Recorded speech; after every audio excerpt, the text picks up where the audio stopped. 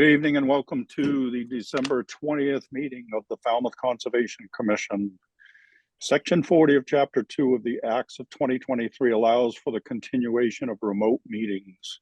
As such, this meeting is being held virtually via Zoom video conference and is also being broadcast on cable channel 9 by FCTV.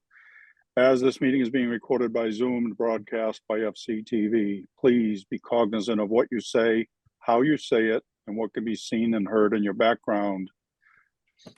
We have a full complement of commissioners tonight. Thank you all for your dedication.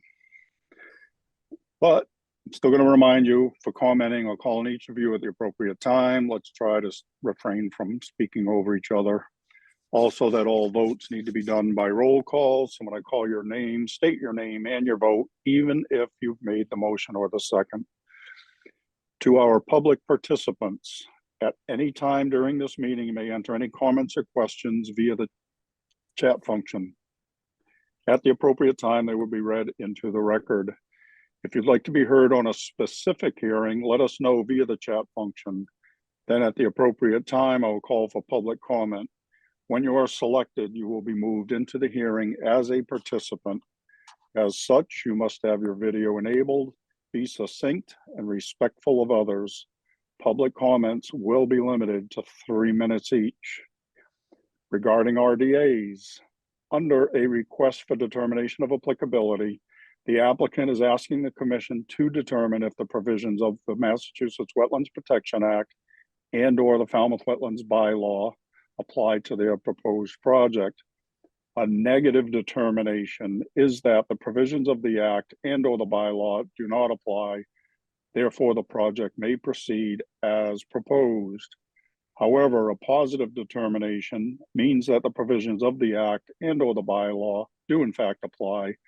Therefore, the project would require a notice of intent application. So as an applicant, you kind of want to hear a negative determination. All right, first up, vote minutes, December 6, 2023. Mr. Chairman, I move approval of minutes of December 6th. Bird second. All right, questions or comments? All right, we have a motion and a second to accept the minutes as submitted for December 6th. We're voting. Betsy. Gladfelter, aye. Courtney. Bird aye. Matthews, aye. Kevin. O'Brien aye. Maury. Carlo Hawks eye. Melissa. Right, Tug, aye. Steve. Pat and I. It is unanimous. We have accepted the minutes of December 6th. Thank you, Kristen. Next up, request for a continuance for determination of applicability. Megan McGough, 46 Miami Avenue, Falmouth, Mass, for permission to construct an addition, remove a shed, and install dry wells. Ms. Bergeron. The applicant has requested a continuance until January 10th. Bird so moved. Pat and second. All right, we have a motion and a second to continue this RDA request until January 10th. Questions or comments? All right, we're voting on the continuance. Betsy. Gladfelter, aye. Courtney. Bird aye. Matthews, aye. Kevin. O'Brien aye. Maury. Carlo Hawks eye. Melissa. Right, Tug, aye. Steve. Pat and I. It is unanimous. We have continued this until January 10th. Next year already. Wow. All right, next up, request for determination of applicability. First up, McDougal's Cape Cod Marine Service, Inc., 145 Falmouth Heights Road, Falmouth, Mass, for permission to replace 4 pilings on an existing licensed pier. Ms. Bergeron. Staff recommends a -3 under the state and a -2 under the bylaw. Resource area boundaries are not confirmed. Bird so moved. Pat Carlo and Hawks second. second. All right, we have a motion and a second to accept staff's recommendation. Questions or comments? All right, we're voting. Betsy. Gladfelter, aye. Courtney. Bird aye. Matthews, aye. Kevin. O'Brien aye. Maury. Carlo Hawks eye. Melissa. Right, Tug, aye. Steve. Pat and I. It is unanimous. We have accepted staff's recommendation. Next up has been previously continued, brings us to Woods Hole Oceanographic Institution, 45 Water Street, Woods Hole, Mass, for permission to replace the timber fender boards along the existing bulkhead. Ms. Bergeron. Staff recommends a -3 under the state and a -2 under the bylaw. Resource area boundaries are not confirmed. Bird so moved. Frog, second. All right, we have a motion and a second to accept staff's recommendation. Questions or comments? All right, we're voting. Betsy. I have to recuse myself. Uh, Bird, aye. Thank you, Courtney. Matthews, aye. Kevin. O'Brien, aye. Carla Maury. Hawks Eye. Melissa. Aye. Steve. Patton, aye. It is unanimous. I'm sorry. Yeah, it's unanimous with the quorum, one recusal to accept staff's recommendation. Thank you. Next up, Robert Kretschmar, trustee, Robert Kretschmar Realty Trust, 2 Burgess Street, Falmouth, Mass, for permission to hand repoint spalled areas of the seawall, replace the whale beam, and repair or replace tie rods as needed. Ms. Bergeron. Staff recommends a -3 under the state and a -2 under the bylaw. Resource area boundaries are not confirmed. Bird so moved. Patton, second. All right, we have a motion and a second to accept staff's recommendation. Melissa? Quick question. In the description, it says replace the whale beam. Is there only one whale beam to be replaced, or are there are there a couple of whaler beams? Let assume me see They're the same here. thing that I know of as whaler beams. It alludes to just one, Okay. but I'm not entirely sure. Is Well- that Dave's plan, Melissa? Yeah, I'm looking on the Robert, plan now. yeah. Burgess Street. Robert Jen? Kretschmar. It seems to be one. It's one. It's one? It Okay, is one. okay, great, thanks. Anything else? Nope, that's it. All right, we're voting to accept staff's recommendation. Betsy? Batchelder, aye. Courtney? Bird, aye. Matthews, aye. Kevin? O'Brien, aye. Maury? I have to abstain. Okay. Melissa? Melissa, you're on mute. Sorry, Freitag, aye. Steve? Patton, aye. All right, we have one abstention. Otherwise, it is unanimous. We have accepted staff's recommendation. Next up, Joseph Zampatella, 87 Nauset Avenue East, Falmouth, Mass, for permission to construct a porch and install mitigation plantings. Ms. Bergeron. Staff recommends a -3 under the state and a -2 under the bylaw. Resource area boundaries are not confirmed. Bird so moved.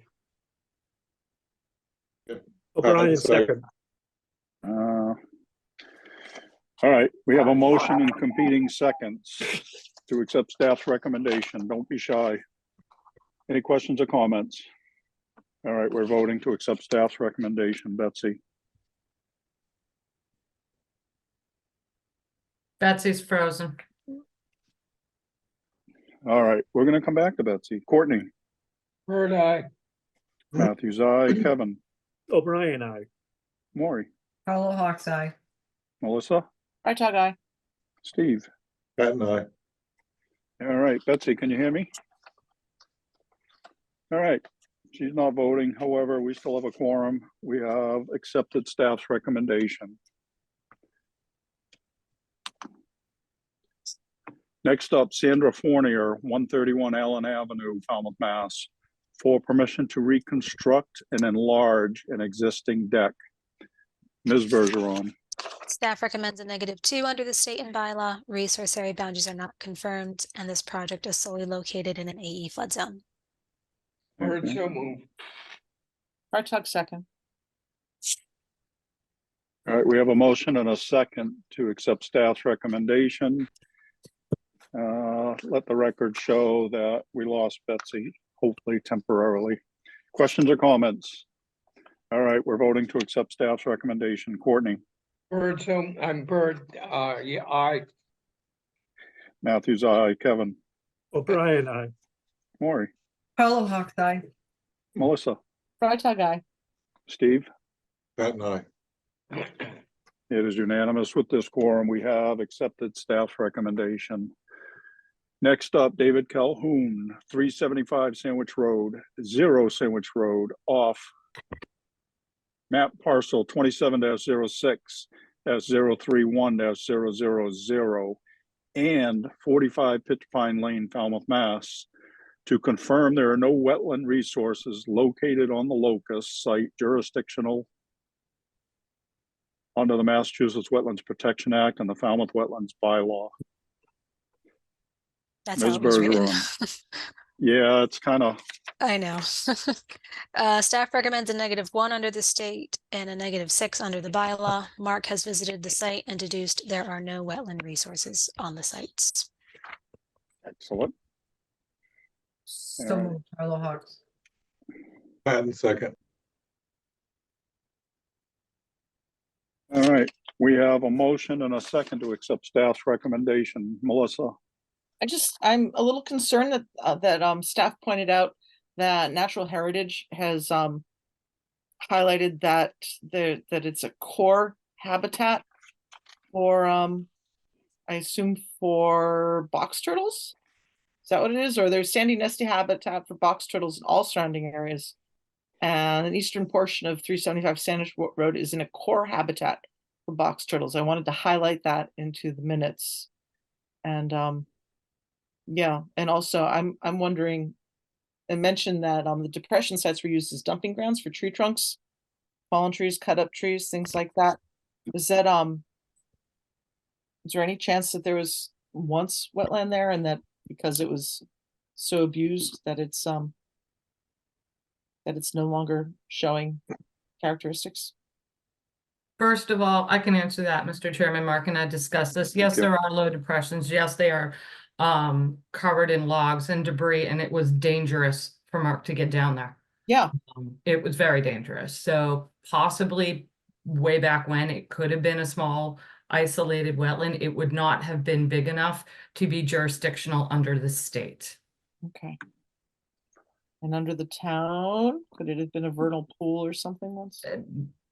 Possibly back in the day, it's hard to tell. There is somebody in the audience that's raising their hand. I will promote them up. They may have some information.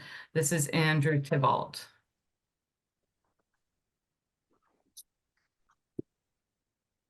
Andrew, I have promoted you as panelist. Thank you. Hello, sir. Hi guys, thank you. Can you hear me okay? Yes, we can. Great, thank you for promoting me here. I just wanted to chime in. So for the record, I'm Andrew Tebow with Goddard Consulting. I'm representative for Dave Calhoun and part of the firm that filed the RDA. So I actually personally went out on the site yesterday with Mark. I know he was out there in the rain on Monday. Bless him for going out there and taking a look at it. So we went back out yesterday to take a look at just kind of the remaining areas that he didn't get to look at, kind of those depressions in question.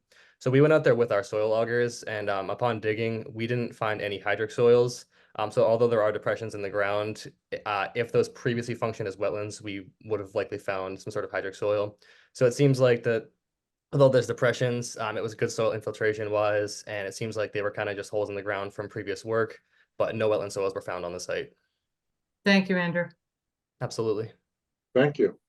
Thank you. So then just the core habitat for natural heritage, I'd just like to highlight on that in the minutes. That's it. Thank you. Any other questions or comments? No.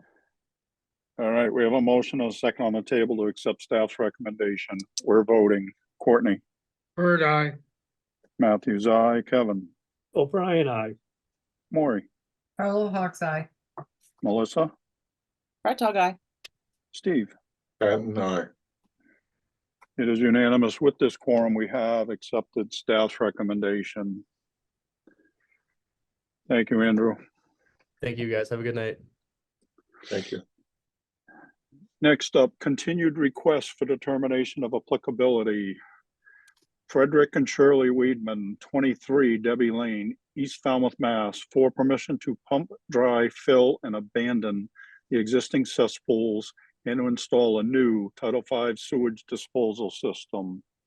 Ms. Bergeron, Staff recommends a -3 under the state and a -2 under the bylaw. Resource area boundaries are not confirmed. Bird, so move. Patton second. Sorry. we have a motion in multiple seconds to accept staff's recommendation. Questions or comments? All right, we're voting. Courtney, Bird, aye. Matthews, aye. Kevin, O'Brien, aye. Maury, Carlo Hawks eye. Melissa, Right, guy. Steve. Patton, aye. It is unanimous with this quorum. We have accepted staff's recommendation. Next up, Frederick and Shirley Weedman, 24 Debbie Lane, East Falmouth, Mass. For permission to pump, dry, fill, and abandon the existing cesspool and to install a new Title V sewage disposal system.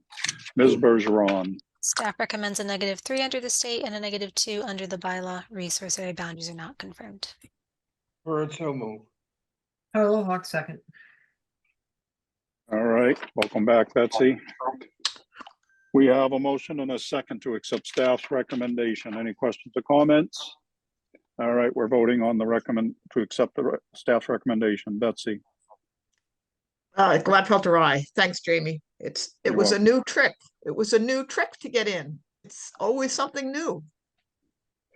try to keep it interesting. Courtney, Bird, aye. Matthews, aye. Kevin, O'Brien, aye.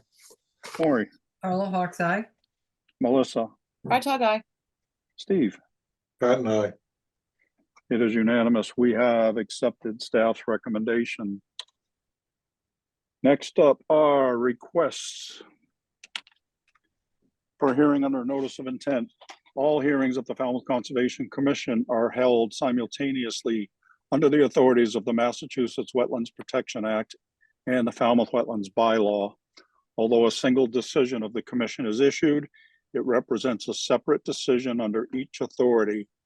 As a reminder, public commenting is limited to 3 minutes. So I encourage you to stay within the purview of this board, which are the rules and regulations of the Wetlands Protection Act and the Falmouth Wetlands Bylaw, and how they pertain to a particular application. The chair reserves the right to stop any commenting that is disparaging or inconsequential to the hearing. Further, please know that all the correspondence received by the Conservation Department is forwarded to all commissioners and becomes part of the permanent record. We will not read each and every letter we receive at a hearing. Remember, our jurisdiction is that of the Massachusetts Wetlands Protection Act and the Falmouth Wetlands Bylaw, not zoning, health, or building. So just please keep that in mind. First up, James and Linda Hussey, 45 Clipper Lane, Falmouth, Mass. For permission to reconstruct the garage and deck, remove part of the existing patio, and install mitigation plantings. Jen, Yes, Mr. Chairman, can we table this? Tom Bunker's computer from BSS Designs laptop is rebooting. Much like Betsy's having a bit of computer difficulties tonight and asked if we could table. We need All an right. alternate internet. So moved to table. Carlo Thank you. Hawks second. who second? Maury did. Maury. All right, Betsy, Gladfelter, aye. Courtney, Bird, aye. Matthews, aye. Kevin, O'Brien, aye. Maury, Carlo Hawks eye. Melissa, Right, guy. Steve. Patton, aye. All right, it is unanimous. We have tabled number 45. This brings us to McDougal's Cape Cod Marine Service, Inc., 145 Falmouth Heights Road, Falmouth, Mass. For permission to perform improvement and maintenance dredging. Jen, Yes, Mr. Chairman, I've promoted Raul Lizardi up from Cape and Islands Engineering to present the project. Hi, Raul. excellent. Good evening, Good everyone. evening. For the record, Raul Lizardi from Cape and Islands Engineering, representing the applicant, McDougal's Marine Services. If I could, can I share my screen? Yes, sir.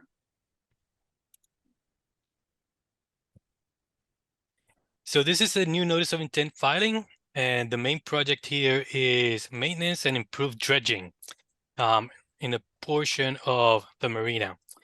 The locus is at the eastern shores of Falmouth Inner Harbor, as shown on this locus map. The site of McDougal's has been undergone very improvements over the past 20 or so years. One of the sites to the south corner includes a couple of piers. This is what they call Dock A. There's another float here, and this right here is the travel lift section. What's been happening over time is that sediments have been flowing down to this corner and depositing sediments at these two locations and building up the bottom of the harbor. What the applicant wants to do is dredge these two areas. This one right here is considered new dredging for the most part. This one is maintenance dredging, as it was part of prior dredging permits. Just to show a little history of what's happened at the site. This is an aerial image from 2001, before the existing marina as we know it today. This is still Dock A. This is that little pier that was next to Dock A. They were able to dock floats along the sides of this pier. This is another image on the same location, but this one is from 2005. The same location exists, and we have the same docks and the ability to dock some boats at this location. We have the same situation in 2007. This is when the marina was going under reconstruction. The bulkhead was rebuilt. The travel lift was redone. The buildings were under reconstruction, but we still have the same situation where we're able to dock on Dock A and on this little pier. Same thing, 2012. But then this is 2015, and from there on, this beach has been accumulating a lot of sediments. Right now, for those who go to the site, Pier A or Dock A, this portion of the dock bottoms out, and this portion of this pier is fairly shallow. So what the client wants to do is improve the docking area around this section. It roughly requires 350 cubic yards of material to be dredged out of this 5,000 square foot area, combine the two areas, to get adequate depths to continue using these areas for their boats docking. We did receive some comments from Marine and Fisheries. One of the comments that we saw was starting the dredge 25 feet from mean low water. That in itself would prevent the improvements that the applicant is wanting to do. 25 feet will begin dredge at this location, will completely avoid the applicant from improving dredging on this section right here.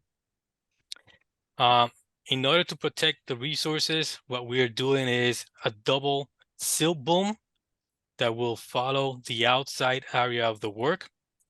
The work will be proposed to be done both from land equipment and also from a barge. The dredge material is going to be drained on site before it's transported to an off-site location. So the whole purpose of this is just to regain the water depth to properly use this existing docks and also to continue use of the travel lift area. That's basically the application for this notice of intent. If there's any questions, I'll try to answer. Excellent. Thanks, Raul. Jen? Yes, Mr. Chairman. I mean, I think the main question in this is we've all seen maintenance dredging before. They're asking for a small amount of improvement dredging. Raul will just outline the reasons why. It's a little higher threshold to meet. So we've outlined the regulations in your staff report, and the board just needs to determine whether or not they feel improvement dredging would be okay in this area. And other than that, I have no other comments. All right. Ms. Bergeron. No comments. Thank you. All right. Commissioner comments, Betsy. So I reviewed the, what is it, 4 criteria, and I felt that they met it. I felt that this was a reasonable request. So that's my comment, and I have no questions for Raul. All right. Courtney. No questions. I agree with Betsy. All right. Kevin. No questions, Mr. Chairman. Thank you. All right. Maury. No questions, agree with Betsy. All right. Melissa. Hi, I have questions. Raul, could you pop up that 2015 image again, please?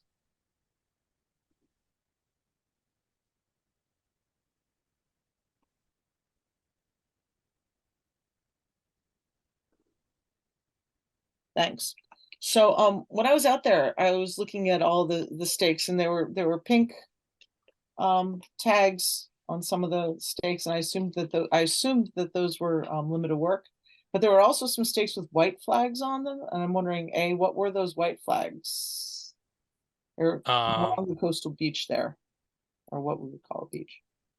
I don't recall the reason for the white flags. When we do stake the site, we stake the resources. So I wonder if some of them had to do with the resources. Mm-hmm. But other than that, I can't really give you an exact answer on the white flags. Okay. And then looking at this image, you know, Marine Fisheries is saying that they want you to dredge 25 feet from mean low. And I'm looking at this image, and there basically seems to be just one boat in there that's in the dredging area. I have no problems with the travel lift dredging area. It's just getting so close to what's an accruing beach there, the coastal beach. And I'm wondering what is the actual use of that? I mean, that's not, is that a slip that they rent out, or is that just a temporary holding spot, or what is it? Because even your earlier ones also only had one boat. There was never one on the south side of the image, if that's south. I don't know which direction that is, but anyhow. Right. So I don't know if it's a transitional slip or a permanent rental slip. But what they have done is they have been able to dock a boat on that section, and it hasn't been as comfortable as it has been in the past because the beach keeps getting bigger, accumulating the sediments. The beach will remain. Something that we're doing is we're holding the mean high water, and we're sloping at the 4-to-1 slopes to get the 6-foot depths. So the beach will remain. We're not proposing to remove the beach. These sediments, or the accumulation of sediments, I don't foresee that this will stop. I think give it 10 more years and we may see the same situation again. And the applicant, if they want to continue use of those slips, they will have to come back to this board to get the same permit. So it's a matter of just trying to keep it in check. This is a project that there was a first attempt to get in this dredge back in 2015 from when I remember working on it, but it never became an application until now, almost 8 years later. But yeah, it's something that we're keeping the beach. We're not completely removing the beach, but we're just wanting to allow us, or asking permission to allow us from mean high water at 4-to-1 slope to get to the 6-foot depths. It strikes me as a lot of disruption for one slip. That's just what I'm seeing here.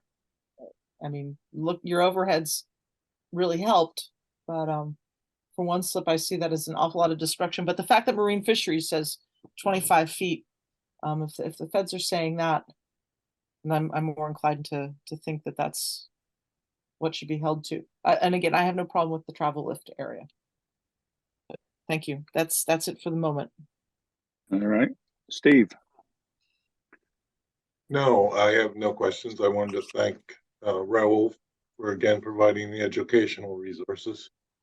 help me evaluate the project. That's all. Thank you. Jen, is there anything in the public chat function, please?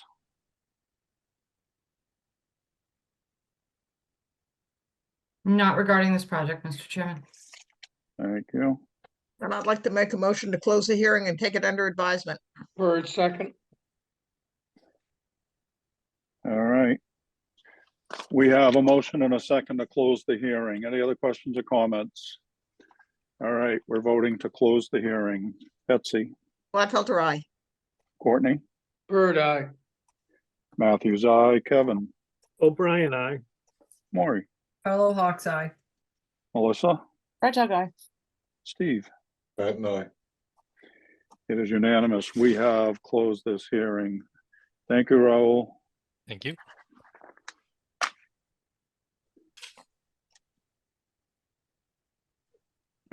Next up, Eileen O'Connell, trustee, Eileen F. O'Connell Revocable Living Trust, 26 Shaker Lane, Falmouth, Mass. For permission to construct 2 additions and a porch and to install mitigation plantings. Jen, Yes, Mr. Chairman, Raul is still with us to present his All right. second project of the evening. all right, welcome to the Raul Lazardi Show. Dun, dun, dun. Raul, you're up, sir. Good evening. For the record, Raul Lizardi from Cape and Islands Engineering, representing the applicant, Elaine and John O'Connell on their project at 26 Shaker Lane. If I could get permission, I want to share my screen. Yes, sir. So this notice of intent is for proposed additions to an existing house. It's located in the peninsula where Davisville Road goes down the middle. This is that peninsula. This is the site kind of along the shores of Israel Cove, which is part of Bourne's Pond. The notice of intent is for the proposal of several additions.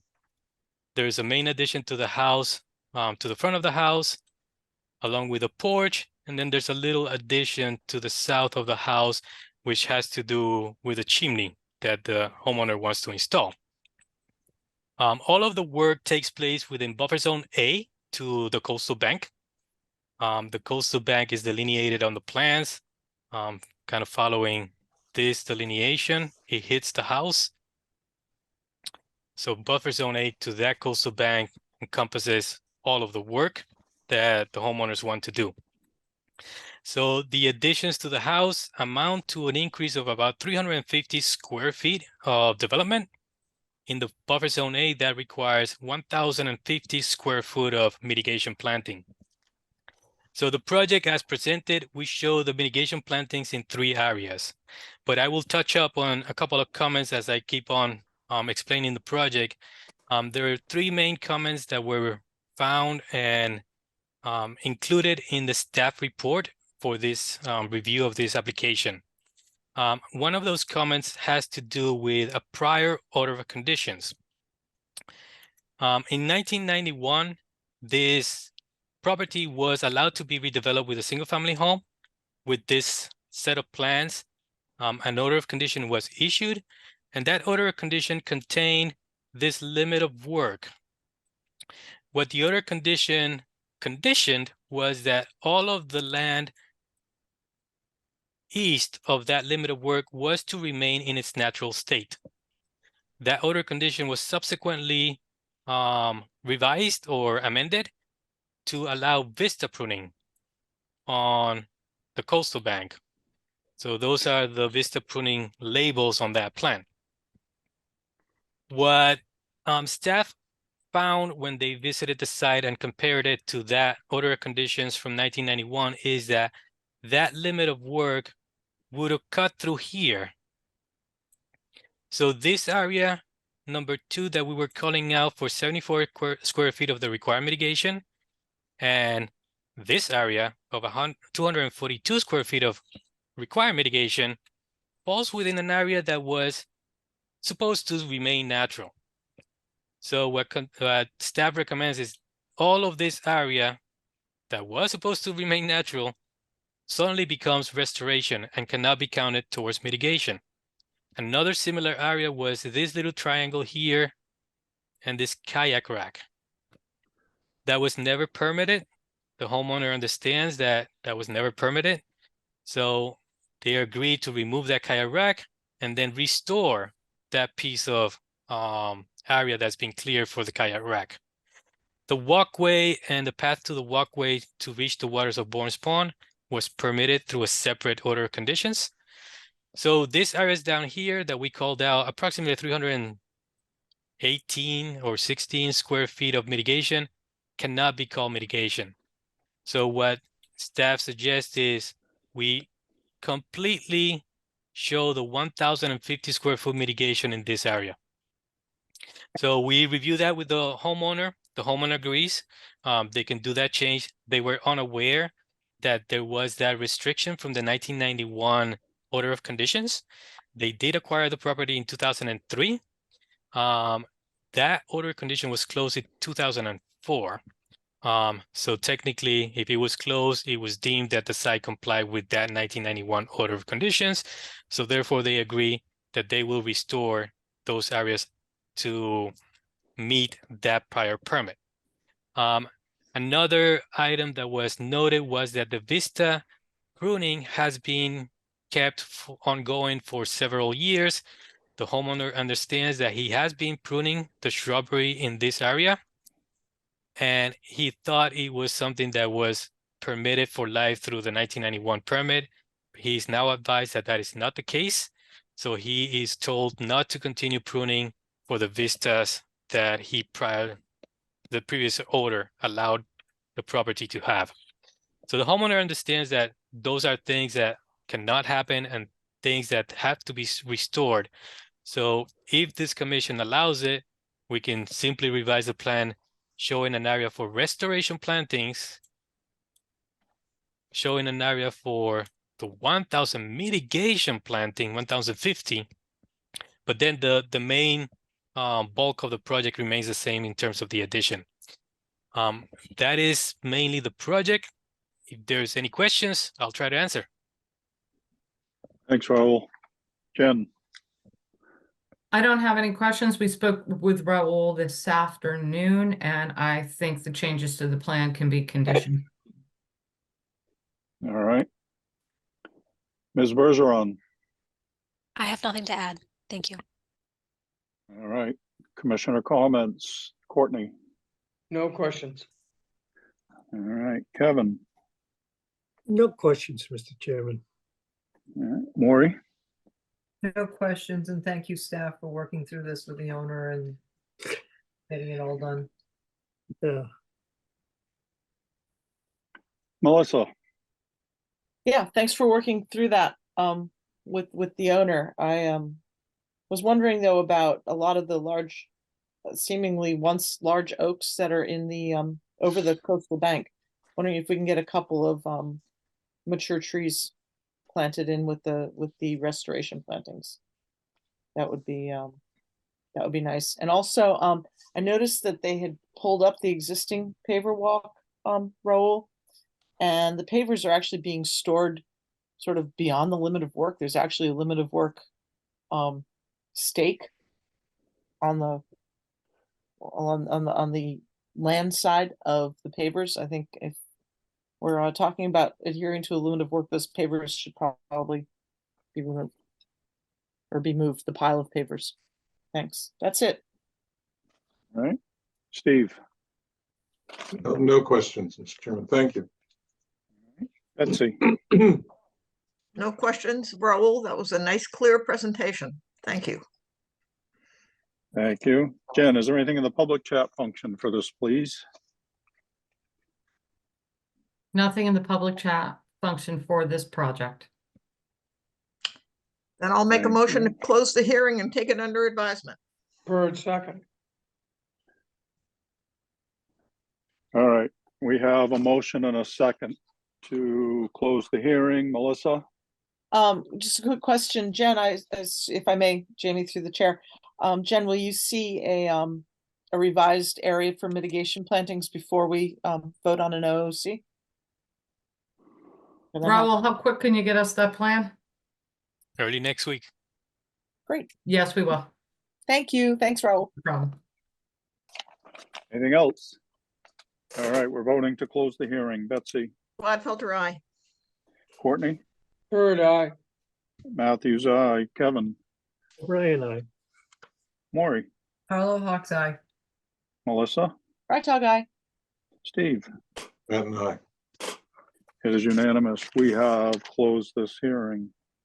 Thank you Thank again, you. Raul.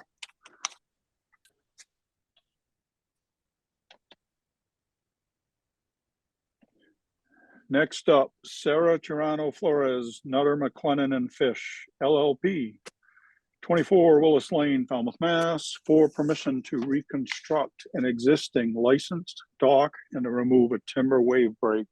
Jen? Yes, Mr. Chairman, I am promoting Ryan Kavanaugh with Coastal Engineering up to present the project. Thank Hello, you. everybody. Hello, Ryan. Is there anybody else I'm promoting up from your team tonight for this? Just me by Okay, myself. just you. Usually it's a big Um, project team on 24 I know. Willis. I know. Could I share my screen if that's all right? Yes. Yes, sir. Let's see. Right, if you guys can see that. I would Yes. be- Yes. So yeah, just for the record, my name is Ryan Kavanaugh from Coastal Engineering, and I'm here as a representative for the applicant, Sarah Tirano Flores and the KNF Trust. The project I will be presenting tonight is located at 24 Willis Lane on the Green Pond. And it is shown on this slide as the locus. The property abuts both Green Pond and the Atlantic Ocean. And there are two main aspects of the project: removing the fixed timber pier to the north, which is the circle on the top of the screen, and replacing it with a fixed pier and a seasonal floating dock, and removing the timber wave break to the south, which is the circle on the bottom of the screen. So the first aspect, as I just mentioned, is removing and replacing the timber pier. The existing pier is currently licensed and is shaped like a T, as you guys can see. And currently the water is accessed via two aluminum ladders. The pier is 5 feet wide and 71 feet long, with a 16-foot wide head at the end of it. The pier is accessed from the shoreline by a set of stairs, as you can see in some of the photos as well. The timber pier on the property has signs of deterioration, such as fungal decay, damage from marine borers, and overall general weathering. The pier should be replaced.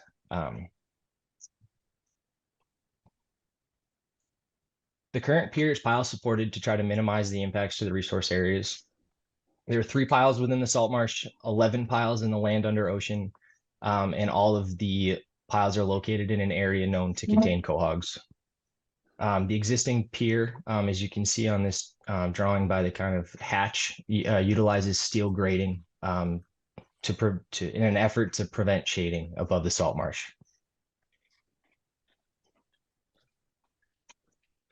So the proposed pier is a similar T shape, except instead of it being an entirely fixed timber pier, will be a fixed timber pier with a gangway to a floating dock, which will be at the head. This pier will be accessed by a ramp from the shoreline. This pier will be slightly reduced in size. It will be 4 feet wide, a decrease of 1 foot, with an overall length of 60 feet, including the floating dock. If you can see on this plan, there's a thinner dashed line within the floating dock. That's the existing pier footprint. Changing to a seasonal floating dock will overall reduce the impact by 76 square feet, including the pier deck area, and will remove 2 piles from the land under ocean. The seasonal floating dock will better protect the resource areas by reducing the overall impact, since it will be removed seasonally. This pier will also utilize the steel grating as shown by the hatch in an effort to minimize shading above the salt marsh. As for the construction of the pier, all the work is proposed to be done from the water, with the occasional need for pedestrian access down the path that accesses the pier.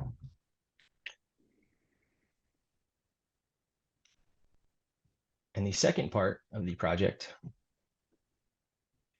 there it goes, will be to remove this timber wave break. It's currently on the coastal beach and it is not functioning as it needs to be. And so we propose to remove it. As you can see, it's not doing a lot in this photo. And for this, the access will be down this small path for construction equipment to get down. So that is the overall project. I'm happy to answer any questions that anyone has. Thank you, Ryan. You can stop sharing. Jen, Yes, Mr. Chairman, it's nice to see that the grading will go all entirely over the salt marsh, so that's great. We do have concerns. This is a velocity zone. The current float is already larger than what the board's regulations allow, so we can't recommend allowing it to go to an 8 by 20 foot float in a velocity zone. It's just much larger than what your current regulations allow. And the only other thing I have to add is Ryan, your storage area, I was trying to pull my plans apart, not make too much noise. Did you address the staff comments for the storage area? The storage area appears to be in a mitigation or restoration area from a prior project. Yes, that I discussed with the client this afternoon. There's a place over near the driveway. I can send you a plan or I can share my screen, whichever is easier. That will be a new location for the float. If you could show us your screen, because we haven't evaluated the new location, so we obviously can't tell the board whether or not this is an area that's not currently being used for mitigation or anything. Okay. We can't confirm that for them. But if you'd like to share your screen and show the new location, again, if I missed it the first time, I apologize. Nope, I did not show it in the first one. Okay. So the pier's over here, if you can see my mouse, down this narrow pathway. It will be located just above this drainage storage area along the right of way behind the fence. Okay. Again, Mr. Chairman, we haven't had time to evaluate the new location. So we really can't comment on it. Okay. But I think the location could be conditioned that it's in an area that is not being used for mitigation, restoration, or is currently vegetated. That's what I can offer. Okay. Ryan, you can stop sharing. Yep. Anything else? That's all I have for right now, Mr. Chairman. All right. Ms. Bergeron. Thank you. Just a couple comments. So we did receive some DEP comments, and though I realize it's a reconstruction, the height ratio will need to be altered to meet the, what is it, the 1 to 1.5? Correct. 1.5 to 1, DMF's one of those. comment. Yeah. So that will be important. So we'll need to see that in the revised plan. If you could also send us a copy of the Chapter 91 license, I like to compare those to what's out there to see if there's any discrepancies. So if you could just email that to our office, that would be great. And Jen, quick question, considering that the wave break is on the beach and we do know that that is natural heritage habitat, will we need some sort of time of year in terms of when that wave break can be removed with equipment on the beach? Yes, we'll probably need to condition that, Ryan, for the plovers and the terns that are out on that beach, that's going to be conditioned to a certain time of year. Okay. Okay. May I ask a question about the height requirement? Right now it's 1 to 1.25. I believe it's a 5-foot elevation and a 4-foot wide. Is that acceptable, or are you pushing for the 1 to 1.5? We usually will follow DMF's recommendations on reconstructions and constructions of docks. So we would like to see the 1 to 1.5. All right. And the smaller float. May I speak to that as well? Ask a question? Sure. I understand that the current pier is outside those limitations as well. And given that we're reducing the overall impact and the overall square footage of the pier as a whole, and that the float will be seasonal, We believe that it would have a greater impact than the kind of do nothing alternative, which we proposed in the NOI. So we believe that even though it might be a little bit bigger, we do believe there is a greater benefit to the resource areas versus the existing pier.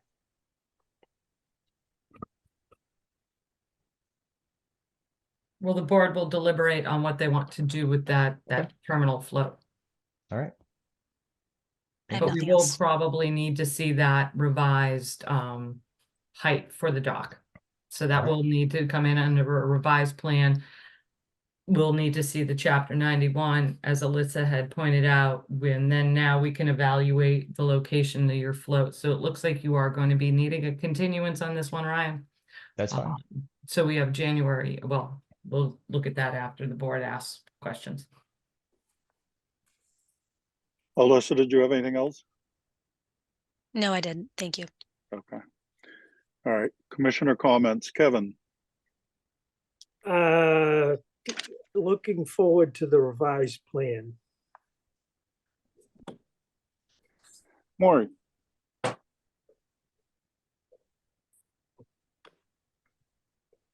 I'm unmuting. I just had a couple questions. I'm glad you're getting rid of the wave break. Thank you. But is there any way that the spans can be any larger between the pilings so you're out of that salt marsh? I think you're starting to stretch the limits of a timber pier, I believe. If you start to extend those stands a little bit farther, I think they're at 12 feet right now. Only because you're using open grate light penetrating grating, which is way lighter than the pressure treated wood that's there. So it's a lot of it's, you know, the framing could be stronger but the decking itself is much lighter. I don't know, it's just because you're being continued, you might want to look into that because we've asked that on many projects just to get those pilings out of that salt marsh. And I think the license we already covered on, and that was it. Thank you very much. Thank you. thank you. Melissa,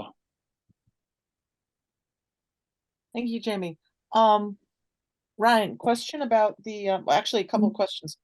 The area of the existing T versus the area of the new terminal float, what's the difference? I believe it was an addition. I believe 8 by 20 is 160, and I believe it's 16 by 5, which is a little. Sorry, I'm not quick on my feet tonight. I'm not quick on my feet with 16s. It's 80 feet. So they're each 80 feet. 8 by No, 20. sorry. Oh, no, 8 by 20. 160 and 80. 160 and 80. Thanks. And then why in the new proposal are you going from steel? Why have that little section of timber decking in the middle? I mean, it's a beautiful sight.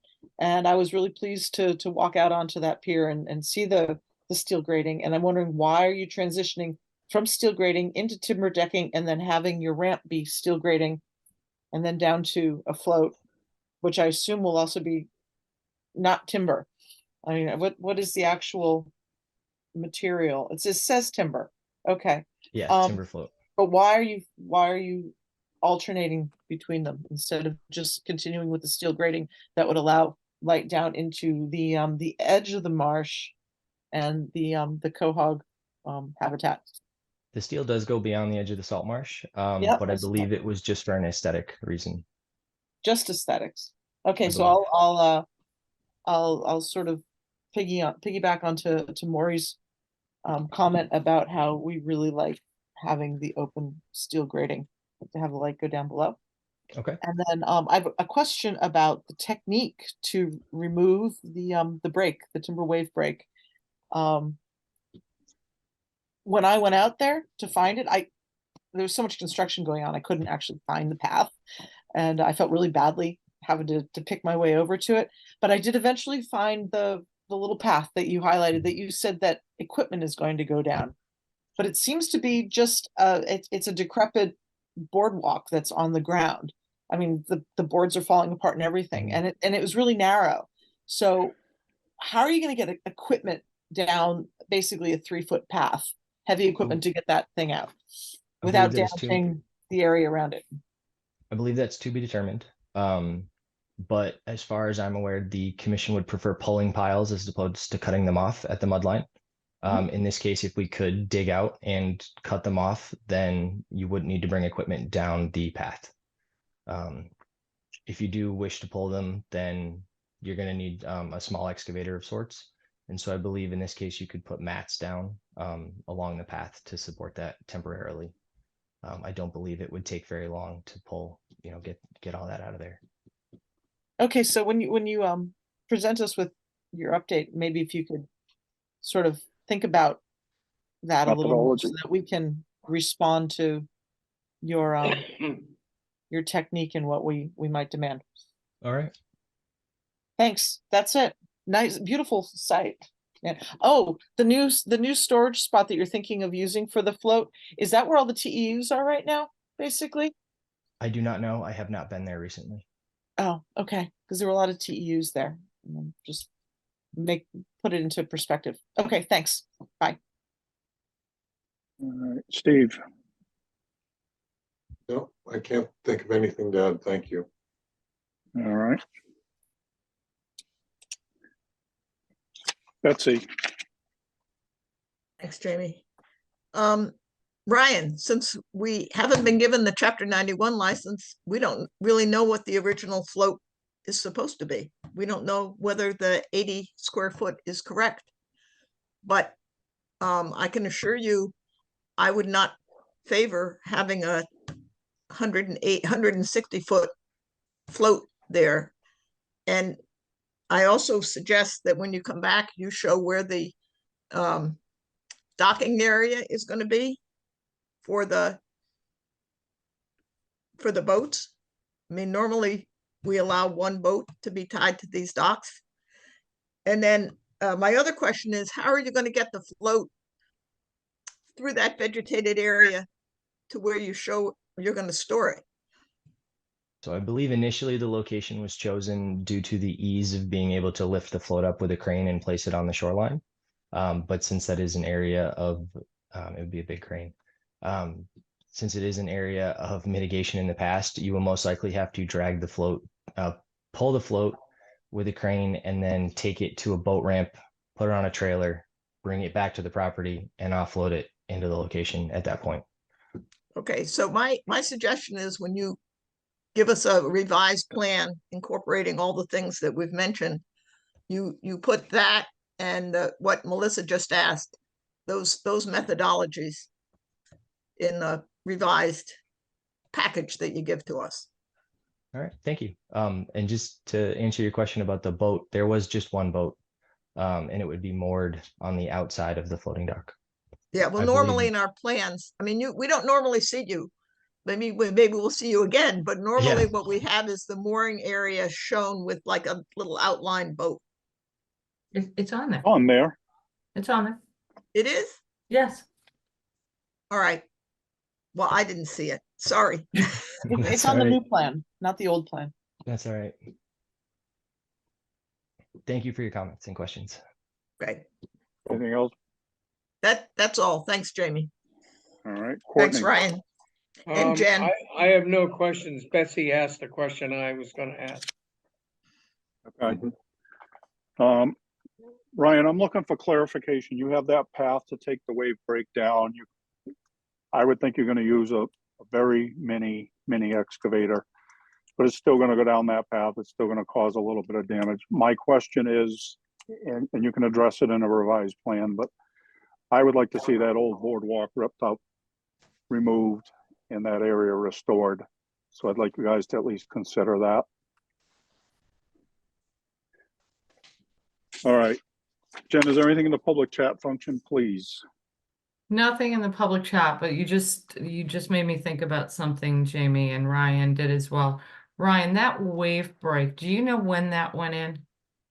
Not off the top of my head, no. But I can get that for you.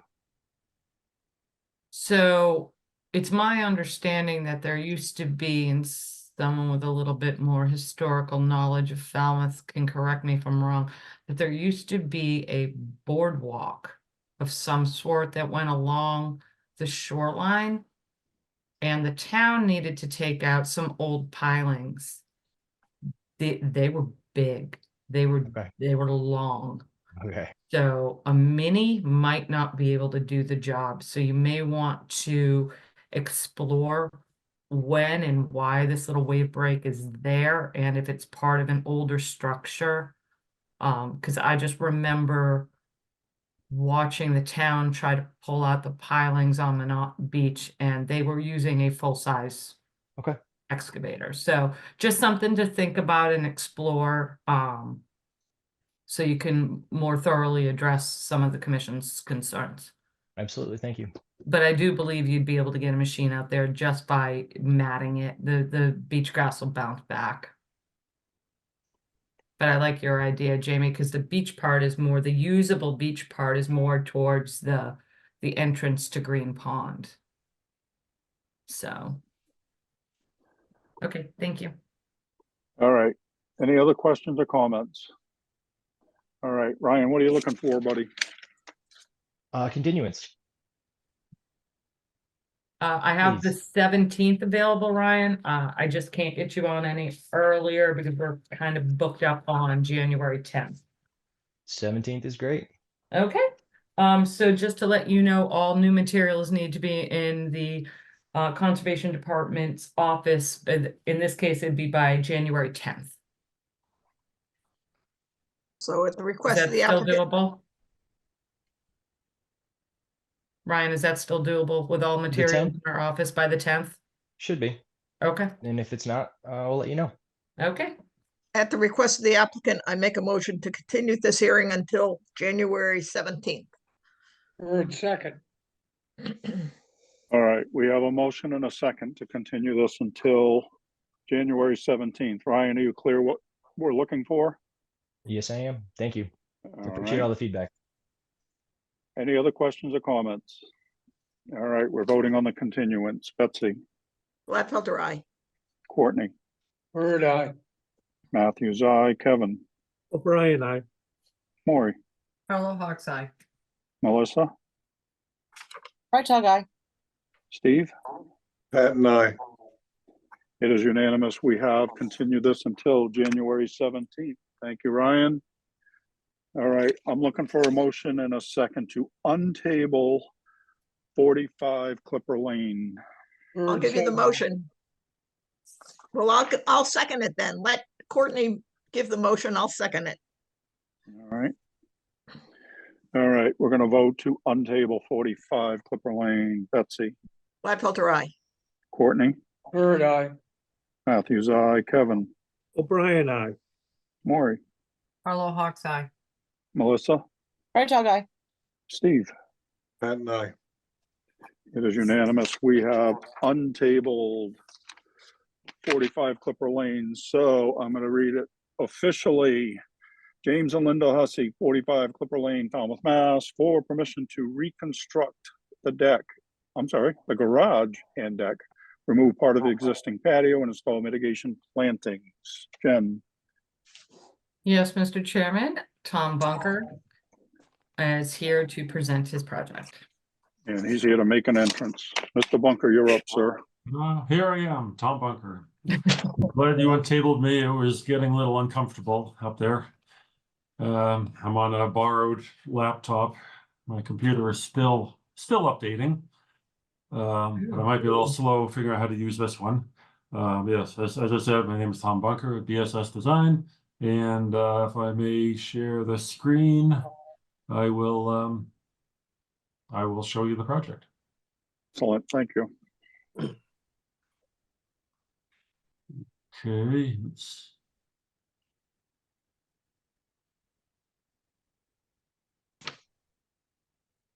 Yeah, there. Okay, so this property is at the west end of Clipper Lane, which runs west from Shore Street in Falmouth, and there's a wetland up in the back. There's a wetland that runs over toward Walker Street from here. It's kind of a landlocked, and that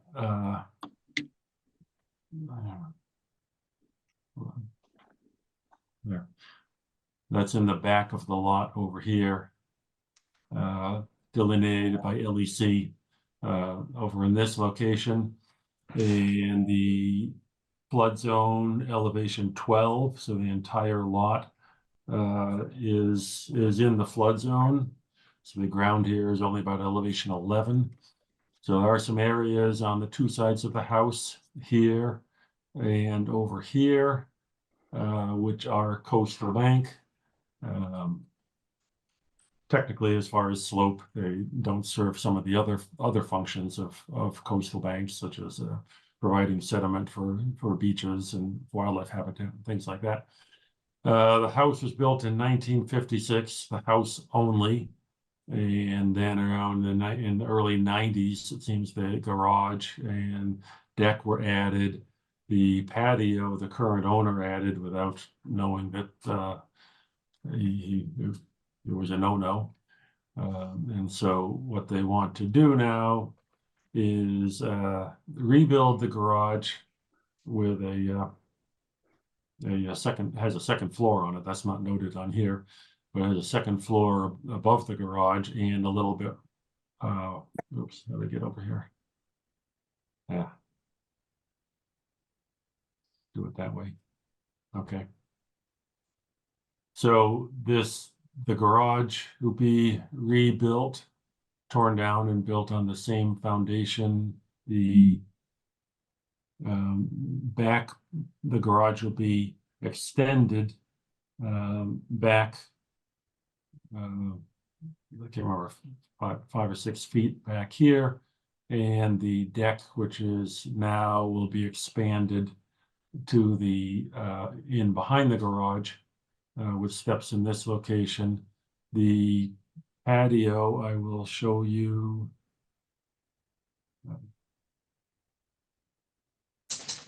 I have the deck, this deck being the closest point to the wetland. So roughly half of the patio must be removed because it was, extending closer to the wetland.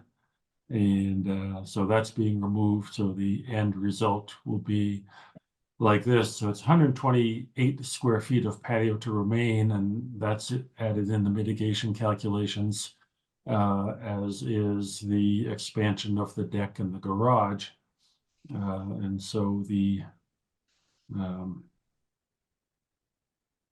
calculations are down. Oh, they're not.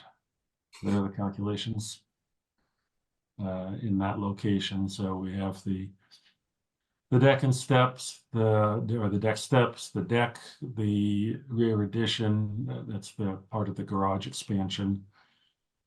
And the remainder of the patio must be mitigated for 517 square feet. It's all in the zone A of the wetland, so it'll require 1,551 square feet, which we have shown on the property in the back corner, as you might have seen on, so over here, over in this location here, 1,551 square feet, and 2 native trees, either red maple or tupelo. Alyssa noted in her staff report that I think 2 trees, cherry trees, have been removed from the property, and so that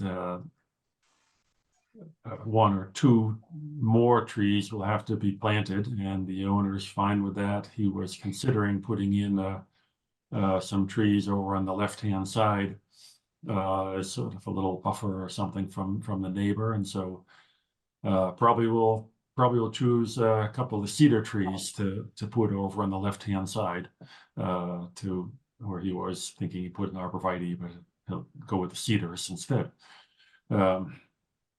So that's it. I'll take that down and take any questions. Tom, Jen. No, Tom, you addressed our concerns about adding the additional tree. So as long as the area that you are proposing to add the cedars isn't vegetated, or there's a canopy over and the cedars will be able to grow, that's fine. But I'm gonna sit there and I'm going to condition that final approval of where the trees are to go, we need to evaluate the location. Right, with staff, yeah. Yeah, so that placement will be done in the field.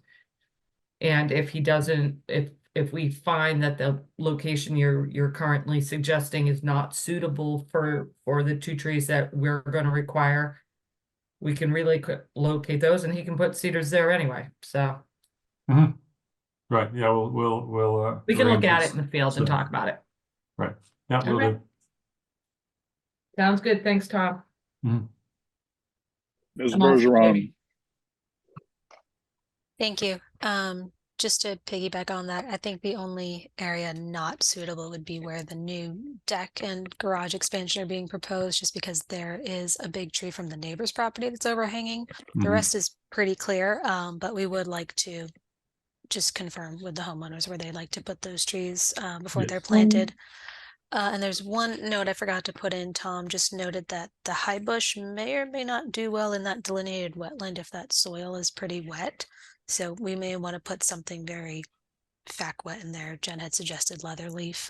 We can talk about some other options too, but we just wondered if that one would make it if it got really wet in that part of Which the one? planted Oh, area. High Bush Blueberry? Was that- Yeah. Okay, yeah. We can work No. with you on another species, Tom. I'm just afraid that you can try it, but if it's really saturated over there. Right, yeah, we'll get something that'll work better. Okay. That's Thank you. all. Thank you. thank you. Commissioner comments, Maury, I thought everything was great. Staff report helped discuss what we needed to do, but the only thing I would ask Tom in the future to put the locust map on his plans. And Oh, that's it. right. Thank you. And Merry Christmas. Yeah. Thank you. Merry Christmas to you too. all right, Melissa, Oh, Tom, yeah, the locust map, but also when I went over to the property, yeah, I had only looked at your plan and I was pretty horrified when I got there. To see that the yard, there's no sign of wetland on the property whatsoever. And it was really stunning. I'm wondering, is that fence across the back, is that permitted? That goes all the way to the ground and there's big wetland behind it. Do we know? Alyssa has her, well, Mr. Chair, I that's guess. fine. Ms. Just a Bergeron, note, in looking through aerials, the clearest image and the oldest image is 2001, and that fence has been in the same location. It's kind of fuzzy, but I think it's also there in the 90s. It doesn't look like any vegetation has been present and or removed. It's been maintained as lawn, for what I can tell, for the past 20 some odd years. So is it permitted? I'm not quite sure, but I'm not sure what the regulations would have required for fence permitting. But back in the what it 90s. looked like to me though is that there's a post and rail fence going down the side of the property, which leaves plenty of room for wildlife and wetland movement. And then this thing in the backyard is just this wall. I mean, it's like the Berlin Wall. It just all the way down into the ground. And it's really anomalous there. I mean, the first thing I thought when I went onto the property was like, man, that fence has got to go, or at least it has to be elevated. And I'm not going to ask you to do that. But I am going to say your plans outline a wetland that isn't a wetland. And I'm wondering, can we request wetland restoration and then have your mitigation plantings be in addition to wet restoration? I mean, there's quite a wetland back there. And according to one of your images here, I mean, you're very much in the flood zone. And it's just we know that wetlands want to move. And we know that wetlands are getting larger, and I know that it's an isolated wetland, but it does go back to Walker Street, which sees lots of flooding. I'd like to see the wetland area be restored or count that as restoration and put in a little more mitigation to this. And I have questions, serious questions. I mean, I really think that fence was probably a post and rail. But if it goes all the way back to 91, I don't know what more to say right now. I have to think about that a little bit. But I'd really like to see more mitigation involved. So restoration and mitigation. please. And locus maps, it was. already- Yeah, okay. Your thoughts, Tom? Well, I can't, without the owner here, you can, Jen, you could see, I don't know if he's online, you can see if there's a Jim Hussey in the audience or not, but Let me check for you, Tom.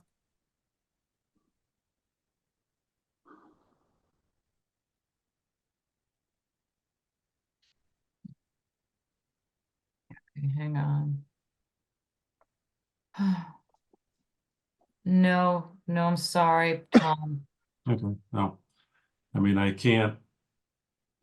Certainly if he said yes, I would say yes, that's, Ask him, please. Okay? You could please ask him, because that is supposed to be wetland back there, and it is pretty mushy back there, and it will only protect his property more. So, I mean, especially being there in the flood zone, it will only improve his property. that, So, yeah, you're right. I mean, that could be more, but we're doing a lot now. yes, thank you. But somebody did quite a bit of damage back there once upon a time. And it would be nice to restore, since we've got you guys in front of us now. Mhm. Thank you. That's it. Thank you. Steve, Yeah, excuse me, but my only concern was that the trees, there's only 10 feet between the house and the property line. And you wanted to put some trees there. It just, I can understand why, but it's awfully close. No, Other than that, yeah, I'm Go sorry, ahead. the trees would be on the left-hand side, The other side, Steve. where there's 36 feet of lawn to put the trees in. Thank you for clarifying that. Yeah. That's all. thank you. Betsy, So I don't see this as a question of restoration versus mitigation. I see this as part of what Tom is going to provide, where the wetland is, are wetland appropriate plants. Yeah. And then a little further from the wetland, things that maybe would like the wetland, sort of facultative plants, if the wetland never did spread. I also wondered about whether I mean, I could see the fence basically delineates the property line. Mhm. But it does seem a little strange to have the fence go into the wetland. Well, yes, but back in the day, I mean, I don't know when this got cleared. None of us know when this got cleared, but the house was built in 56, and so yeah, just to get exactly Probably what got you cleared guys. in 56. It might have been cleared in 56, so I wasn't old enough to run a chainsaw back then, and but yeah, I mean, things were done, and now at least there'll be a lot of native plants put back in the wetland and beyond. Yeah. So the only thing I would recommend is that we have at least a low post and rail fence to delineate where the mitigation plantings are from the rest of the lawn, and then back to the house.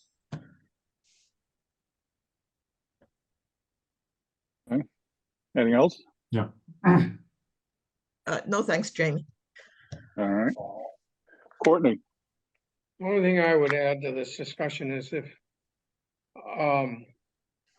that fence and all of that stuff predates, what, 1979, which was when the town bylaw went in, then essentially, if it's been maintained during that entire time, then it seems like it's okay. If it's more recent, then we've got an issue. right. All right, I Anything can else?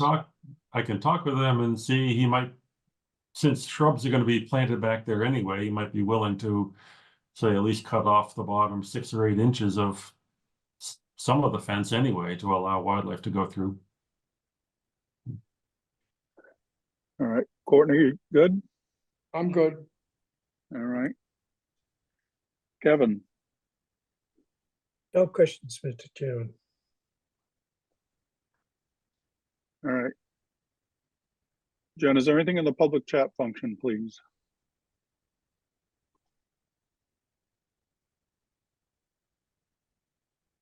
Not regarding this project, Mr. Chairman. I was just trying to look up Google Earth to see what I could see. Melissa, Thanks, Jamie. Just another thought regarding that fence. If Betsy's suggesting a low post and rail to delineate the new plantings, you know, it might be nice to remove the fencing that's actually in the wetland. Mhm. Because that fencing is really new.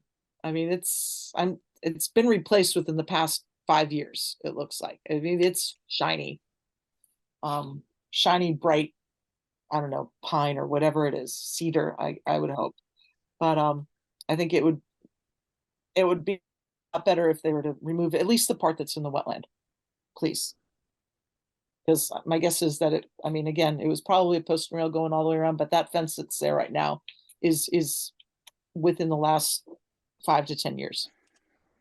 Easily. And so if there hasn't been a permit pulled to, you know, to replace it, then that's, yeah, also an issue.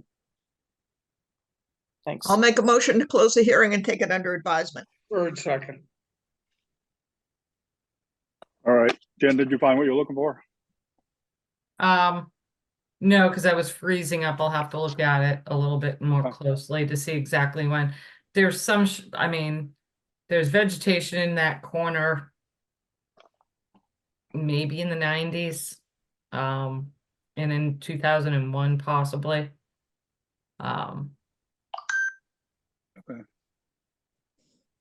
All right, we have a motion and a second to close the hearing. Anything else? All right, we're voting to close the hearing. Betsy, Gladfelter, aye. Courtney, Bird, aye. Matthews, aye. Kevin, O'Brien, aye. Maury, Carlo Hawks eye. Melissa, Freitag, if Jen can get some more information for us when we go to the OOC, please.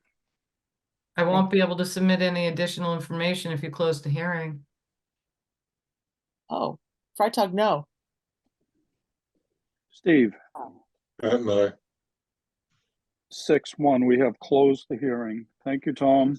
All right, thank you and have a happy holidays. Are you You as gone for well. tonight, Tom? I think I'm gone, yes, so Courtney can't give me any coal. Yeah, Merry Christmas then. Merry Christmas, Tom.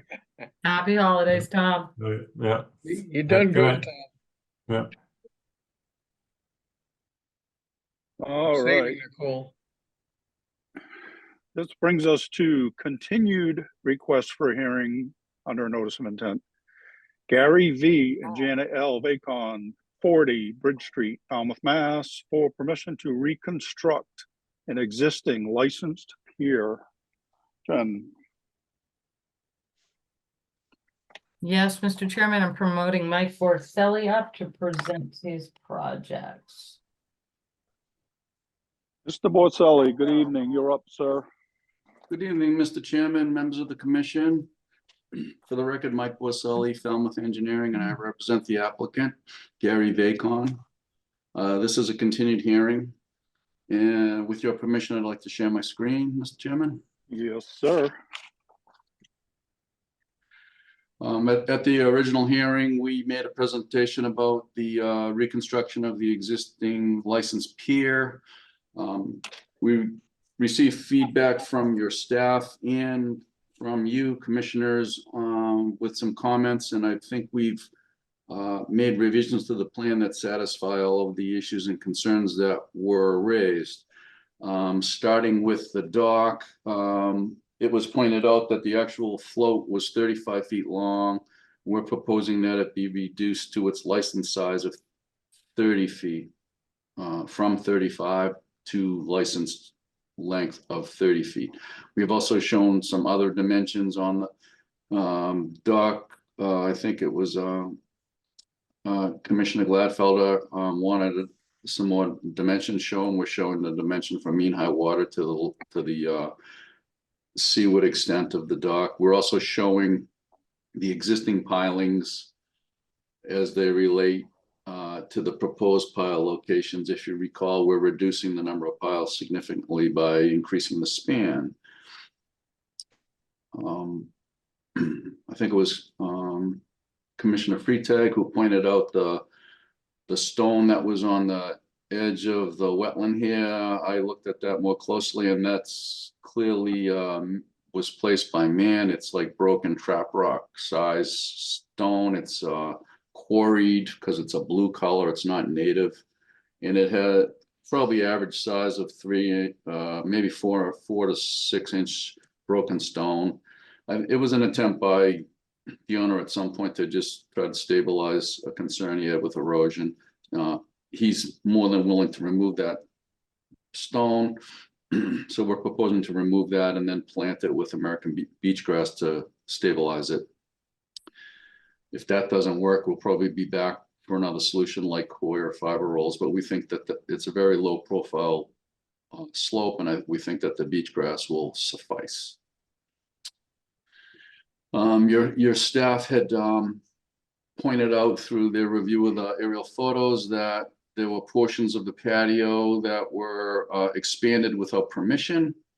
So I'm showing on the plan in red what was previously in existence, and I've crosshatched an area of patio that was expanded without permission.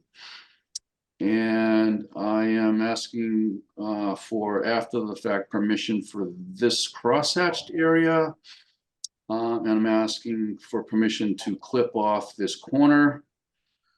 And the reason for that is your regulations are specific that you cannot move closer with any patios or deck expansions to the wetland resource area than the closest point of the existing primary structure. So the distance from the primary structure to the top of bank is 6 feet at the closest point.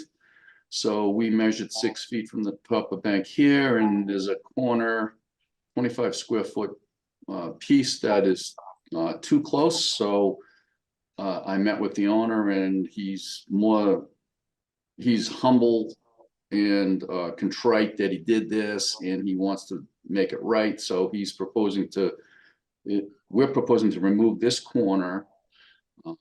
We believe that if he had applied to you, he would have been able to obtain permission for the crosshatch section, so long as he had provided mitigation at a ratio of 3 to 1, because that portion would not have been moving closer. So the area that we're hoping to permit will have an area of 227 square feet. And we're proposing to mitigate for that this green area, which, by the way, happens to be a crushed shell path serving no real purpose. We're proposing to plant that with additional bayberry to supplement the buffer here. And we're proposing to plant additional bayberry here for a grand total of 700 square feet of additional mitigation to compensate for a portion of the patio that we're hoping you'll allow to remain. And I think that sums it up. I'm happy to answer questions. Thanks, Mike. Jen.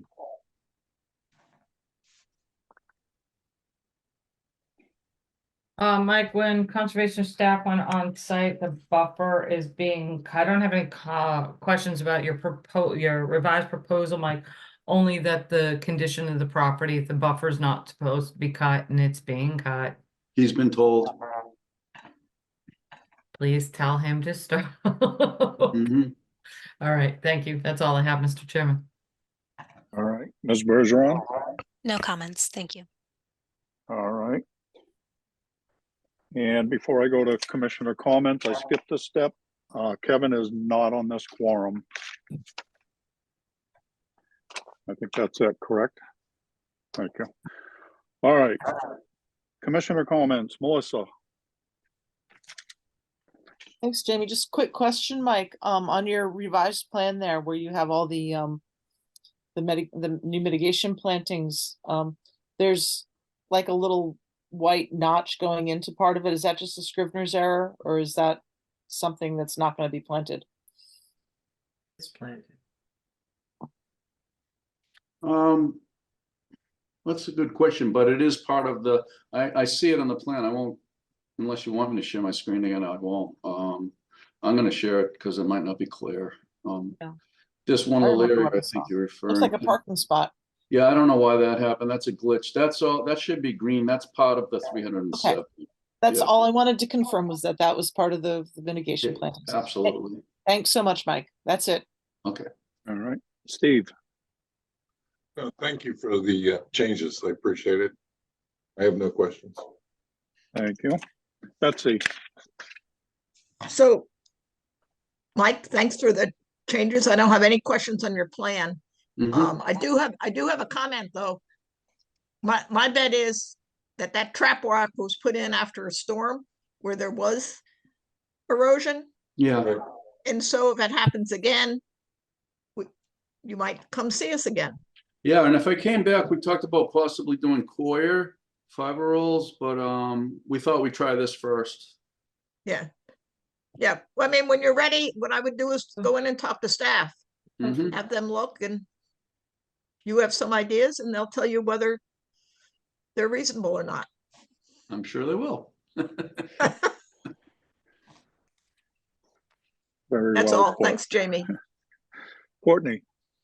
As a resident curmudgeon, reincarnated as the Grinch, it is my tradition to award coal to engineers who we find unpleasant for Christmas. However, and I've tried to give you this coal in the past. You've done a great job with this, and your clients should be proud. So I can't give you this coal. Oh, thank you, Commissioner Bird, but I have to share my screen and share with you a virtual gift I have. Well, I have several for you. Various forms of coal. And if I were able to, I would have bought online and hand deliver it to you at the meeting at Town Hall, but it'll have to be virtual this year. So Merry Christmas. Merry Christmas to you, Mike. Touche, Mike. And obviously no questions. I thought Good the job. only I've been reason giving Mike, up. I thought the only reason Mike came tonight was so he could get coal from Courtney. I do enjoy it. So I have no other questions. Maury. No questions, and I'm glad the trap rock is gonna be removed, and hopefully it won't need any more attention, but we'll be ready to hear your next song and dance if it does. And Merry Christmas to you, and glad you had a nice vacation. Thank you. Jen, is there anything in the public chat function, please? Nothing in the public chat, Mr. Chairman. And I'll make a motion to close the hearing and take it under advisement. Bird second. All right, we have a motion and a second to close the hearing. Anything else? All No. right, we're voting to close the hearing. Betsy, Gladfelter, aye. Courtney, Bird eye. Matthews, aye. Maury, Harlow Hawks Eye. Melissa, Right, guy. Steve, And I. it is unanimous. We have closed the hearing. Thank you, Mike. Merry Christmas. Thank you. Thank you. Merry Mr. Christmas, Chairman. Mike. Thank you. Merry Merry Christmas Christmas, to Mike. everybody. And I hope you have a nice time. Take care. Night, Thank Mike. you. Merry Christmas.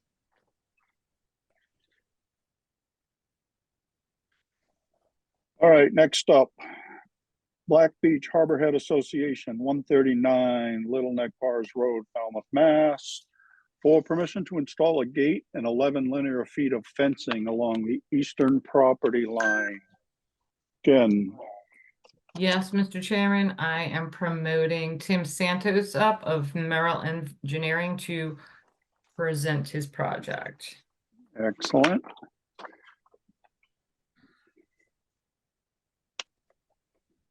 Here he is. Tim, you're up, sir.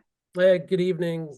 For the record, Tim Santos from Merrill Engineers representing the applicant, Black Beach Harborhead Association. With your permission, I will share my screen. Yes, sir. Can everybody see that?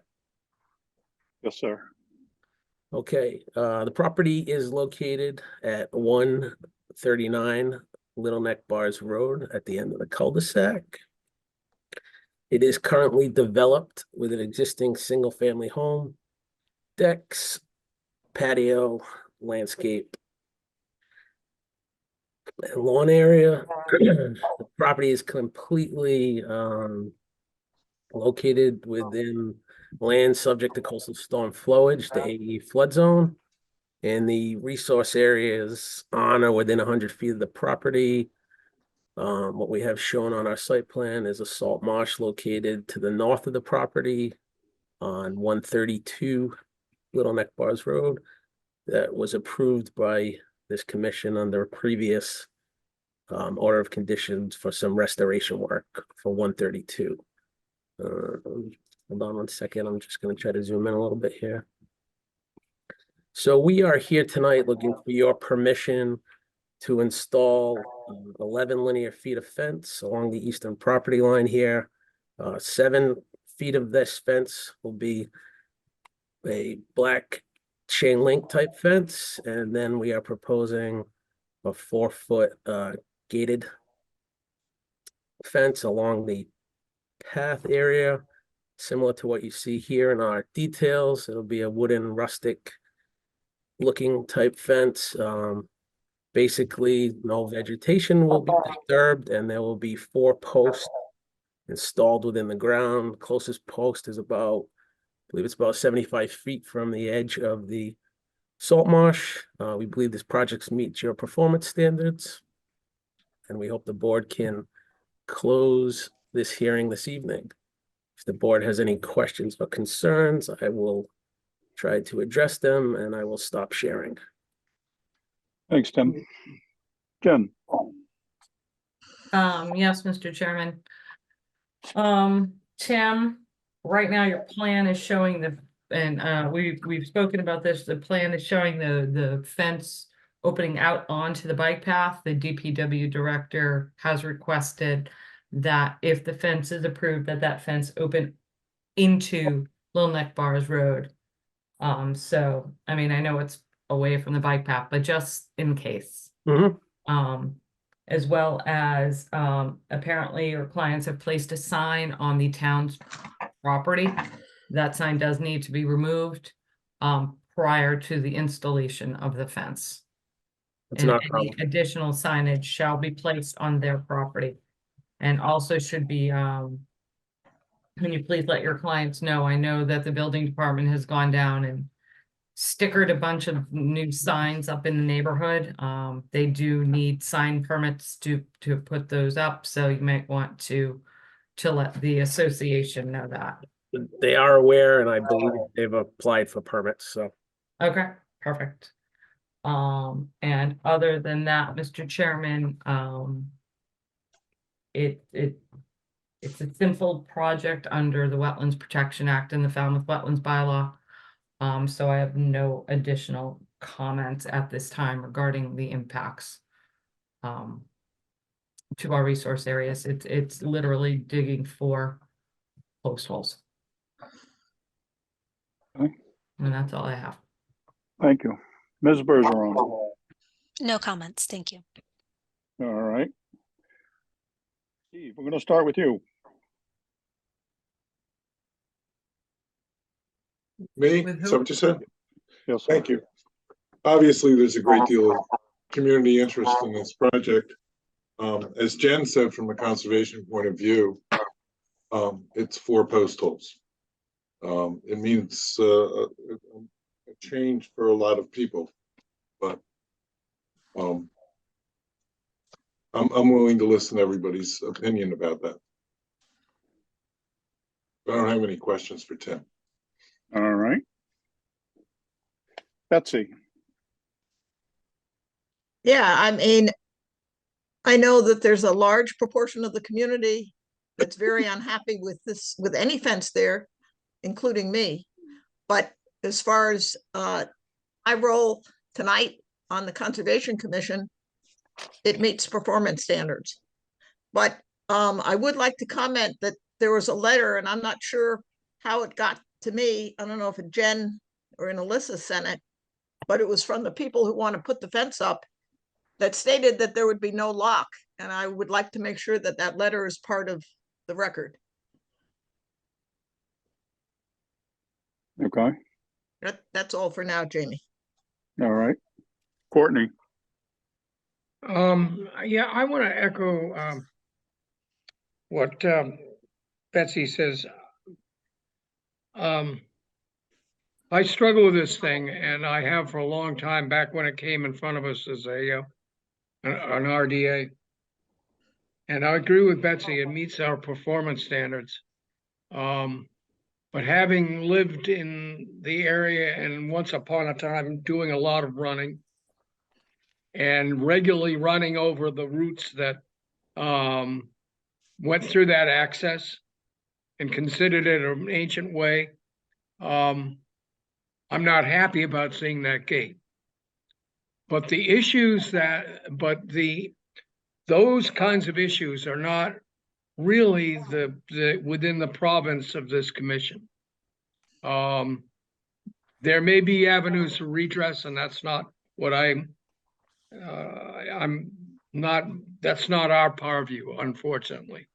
So I don't know that I have any options but to vote in favor of the application when the time comes.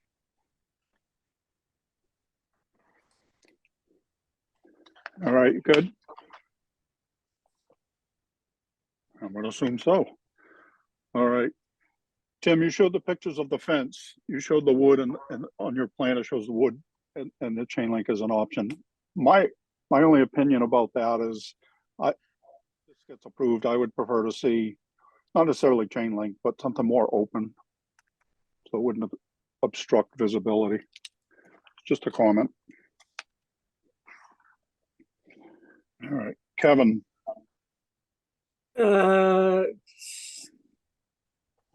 I think I'd just like to further your previous comments, Mr. Chairman. Other than that, I have no questions. I don't think we have any choice. Okay. All right, Maury. I think I'm on the same page with everybody. You know, it's the no locking, I think, should be part of the record. And I would also like to put in the record that this was also an emergency access for a long time. And if the town feels that it needs to be a emergency access again, I would think that the people that live in that area would be more than happy to understand that during many hurricanes, that area was used, you know, people left Chappaquiddick Island, Little Neck Bars, Drift Road, and Black Beach Hills Road. When I was a kid, you used to drive cars through there, and it was a railroad crossing, and it was used all the time just as an access. And then it, of course, got blocked off after the young man got hit by the train, and it was no longer used as a railroad crossing. But I think that the town would need, or the residents would need, that to be allowed to be a emergency exit in case of any hurricanes or disasters that are out in that area, so that that's not taken off the table. But no lock definitely should be in the that letter should be part of the file and in the findings. Thank you. Thank you. Melissa. Thank you, Jamie. Yeah, I do have some questions, but I'd also like to piggyback on what Maury just said and point out that actually, even looking at some maps, the Kiln Road extension, which is across the way and that has a similar path to the bike trail, is actually listed on some maps as Little Neck Bars Road. So that is actually an ancient right of way. It's not just a prescriptive right of way. So this will be, if it goes any further, then it will probably end up in land court and it'll be proven to be an ancient right of way. And I do know that back when I was on the Board of Selectmen, that path that's across the way was required to be retained open because indeed it is the evacuation route from Hog Island, Chappaquiddick Island, and the whole neighborhood, so that if the Chappaquiddick Bridge does go out, that is the way, the only way out of off Cape for anyone who needs to evacuate. All that being said, I do have a question about your location. I was on Mass Mapper and looking at that, and I mean, I'm familiar with the site, and there's all kinds of vegetation there. You did say, Tim, that nothing's going to be removed. There is a cedar tree sort of growing right next to the current path, and but on Mass Mapper, it actually shows us the whole backyard of the whole adjacent to the bike path going into the neighbor's backyard. So what's that street? Not 139, is it 132? Across the way, across the cul-de-sac, and then basically through the cul-de-sac, it shows it as being wetland. And I'm wondering, did you do any testing of the area to look for hydric plants? Because everything that's growing in there looks like wetland plants. And I mean, we do use Mass Mapper as that is the state's database. So did you do any testing for hydro plants and for wetlands back in that area? So the adjacent property, 132, is a private property. We were able to obtain the approved line that this commission approved a few years ago when a restoration project came before you. So that it's a compiled line. So that line was approved by your board. Yeah, no, I'm just wondering the continuation then onto 139. I am doing a project on an adjacent property behind 139, and there isn't a wetland on that property, but there is no wetland on this property. Okay. Well, not according to the state. But then also, if this fence were to go through and like it can't be locked. In fact, I would be really surprised if it actually goes through.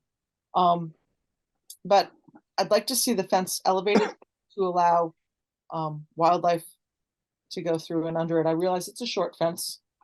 But I can speak to the height part of that. The height of the bottom. This board has approved many fences, Mhm. and walls.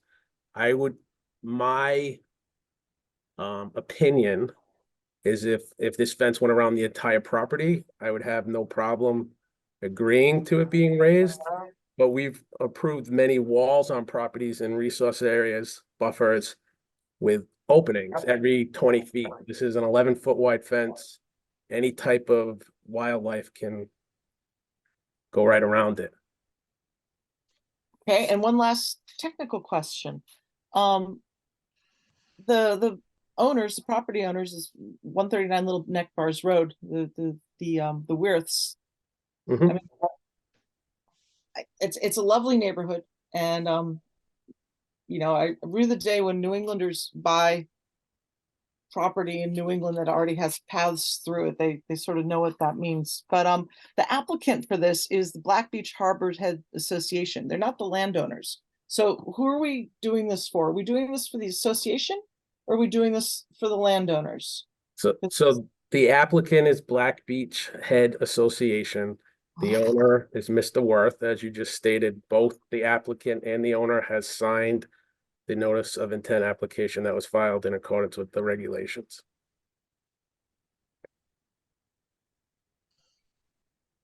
Okay. Thank you. Just in the record, I'd like to just sort of state that it is an ancient right of way. And that's it. All right. All right, we're gonna open up the public comments, but I'm gonna remind everyone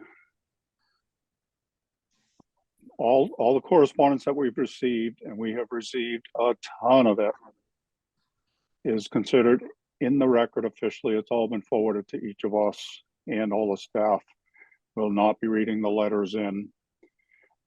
Please remember our jurisdiction is the Massachusetts Wetlands Protection Act and the Falmouth Wetlands Bylaw.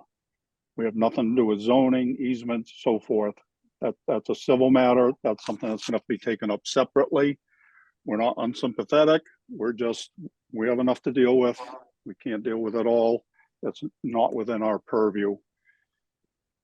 We appreciate everybody's concern. Everybody has had access, blah, blah, blah, but what's within our purview is what we have to look at. So with all that said, again, public comments, please. So we have several chats and several people that would like to speak. So I will promote the people that would like to speak up first, if you don't mind, Mr. Chairman, and then we'll go to the chats.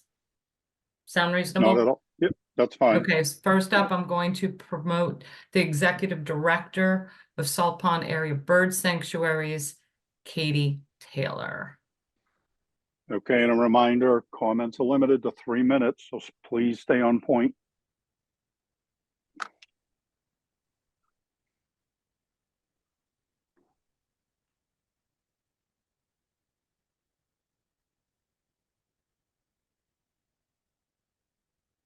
Katie, I've promoted you up to a panelist, so I need you to turn, yep, there we go.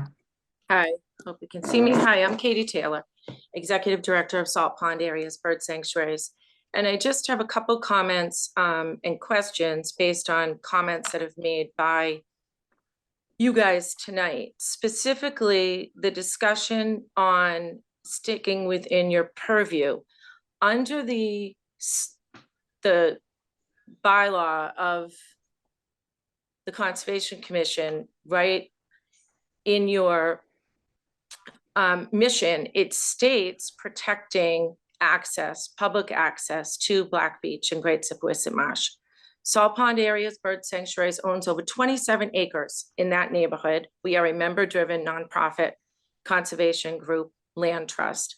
And so we just want that clarified, that that's, you know, in your bylaw to protect public access. And I know we can talk about gates not being locked, but there's signage that says no access, a guardhouse and guards, and now a gate. I don't think it is outside of your purview when it's in your bylaw to deal with this public access issue. If it wasn't in your bylaw, I might say otherwise, but there are clear intentions here to stop public access. And we just want to make sure access to our members is not stopped in any way to Salt Pond conservation lands. I also question, when you put up a fence and a gate, that there's no vegetation disturbed, like the engineer stated. The fence has to be going into the vegetation. And then you also have the people that are gonna take it upon themselves to go around the fence if it's not that long and disturb even more vegetation. So I just question that whole piece of the vegetation. Thank you. Mr. Thank you, Chairman, I Katie. can answer and address Ms. Taylor's comments. Sure. It is true in the bylaw. The very first section under purpose, section 2, which relates to the Black Beach, Great Sipawisset Marsh District of Critical Planning Concern, it does state that one of our charges is to protect, among other things, public access to water and land. I have spoken to the town council, Maura O'Keefe, regarding this statement in our bylaw and our charge, and it is our council's opinion that although it does state that we do protect access to water and land, it doesn't expressly state that we protect it over 139 Little Neck Bars Road. Unfortunately, there are other ways, or fortunately, there are other ways to access Black Beach. You can go down Black Beach Hills Road to Drift Road or down the beach itself. And so unfortunately, I know this is not what a lot of people want to hear. I'm a big advocate for public access to public lands, But unfortunately, in this instance, our council is saying that it is a civil matter between parties. And not under the purview of the Conservation Commission to grant access over private property. If there is a easement, again, that is a matter between, a civil matter between opposing parties. All right. Do you have Anything others? else, Katie, that I can try to answer? I just question again the intent. I understand that that's looking like there's other points of access. But when there's guards and signage that says no access, I really question if there are other points of access. I understand. And I also wonder about the vegetation issue.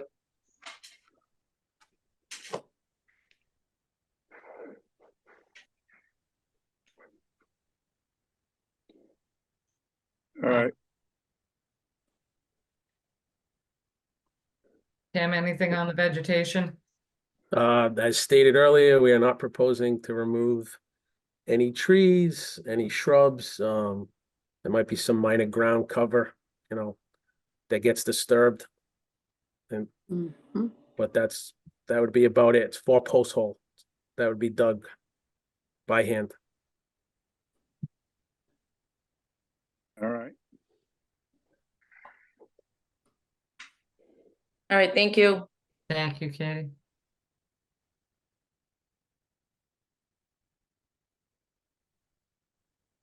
Okay, Mr. Chairman, we have 2 hands raised. I am promoting a John Rodenheiser up to address the board.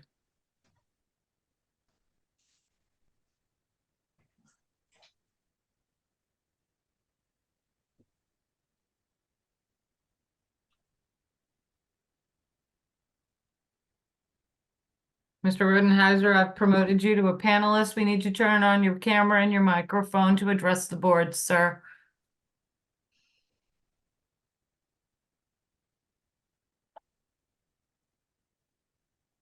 Can you hear me now? Yes, we can, sir. Okay, hi there. John Rodenheiser, 32 Bowman Lane. I'm one of the last West Falmouth Bowmans to live on Bowman Lane. I'm very fortunate in that respect. I am basically a stone's throw from this proposed gate. I have lived here for a lot of my life. My mom resided here. My grandfather started the Chapcoit Grill as a fruit and vegetable stand, and the farm was behind it, and this was all farm.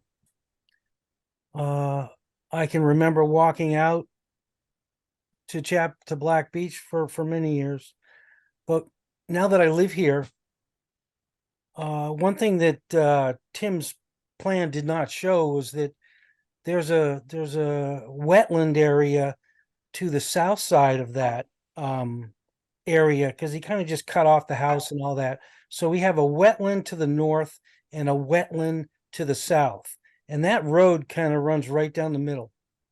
Now on that road, it's probably the highest elevation, and so that in a storm or serious hurricane of that nature, any access will be needed to come across there. And it's not going to be just people, it's going to be animals on a daily basis. I look out my window, I look right onto the bike path, and I see a number of animals every day. And deer the other day were out there. And if a gate is put across that area, then it will block wildlife from exiting that peninsula, because it'll be deeper on the left and deeper on the north and the south, and so that road's the highest elevation. So even if they raise the fence up a little bit, when you get floodwaters that are coming over a foot or 2 feet and start to rising more, it's precarious. So it is the only evacuation for animals of that area in there. And it certainly was a path that I used to wheel my mother in a wheelchair out to Black Beach. Now, if there's a gate there, how am I going to push a wheelchair and open the gate at the same time? that's just not handicap friendly either. And so there are a number of elderly that I see with walkers every day going down the bike path, walking, things like that. So that has been it is in the past few years, it has encroached and grown smaller and smaller. That used to be a much wider open, and I just think it would be a travesty to cut off residents from being able to walk out of their house and walk through that gate that's 50 feet away from my home.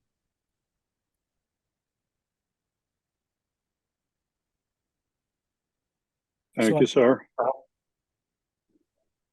So I think it poses a threat for wildlife and people, and especially elderly people that utilize the bike path because it's a wonderful stroll, and so isn't it on the way out to Black Beach.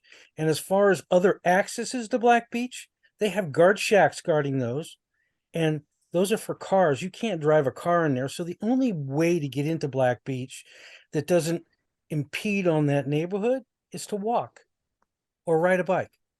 And if you're walking or ride a bike, you want to come off the bike path. You don't want to go out into the street and get mowed over by the cars in there, because it's a much calmer, nicer area and something we've enjoyed for all our lives. I mean, come on, this is West Falmouth. Thank you. All right. Thank you, sir. Mr. Odenheiser. Next, I'll be promoting Ben Carroll up to address the board. Okay.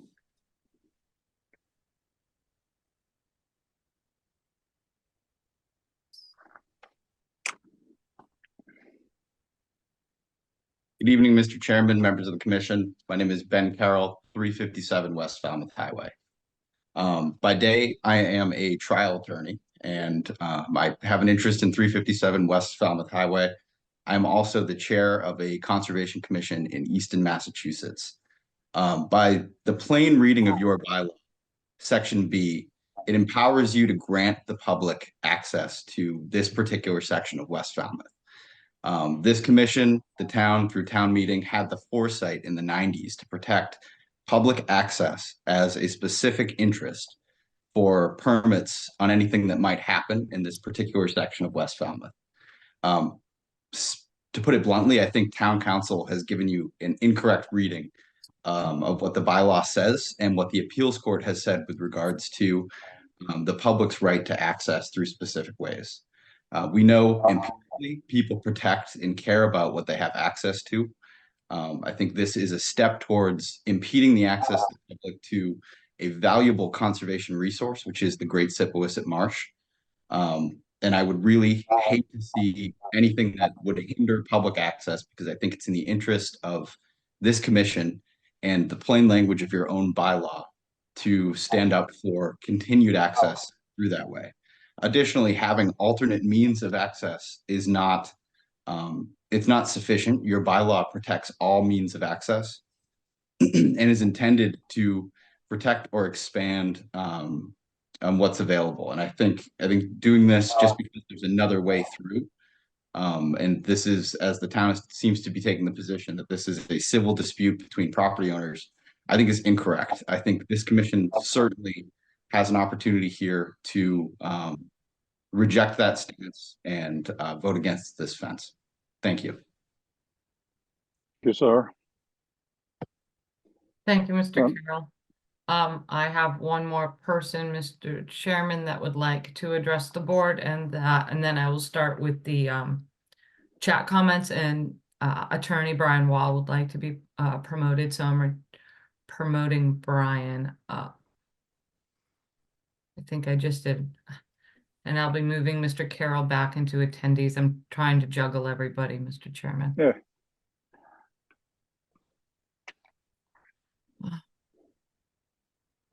Okay. Brian, I've promoted you up to a panelist. You may address the board when you're ready.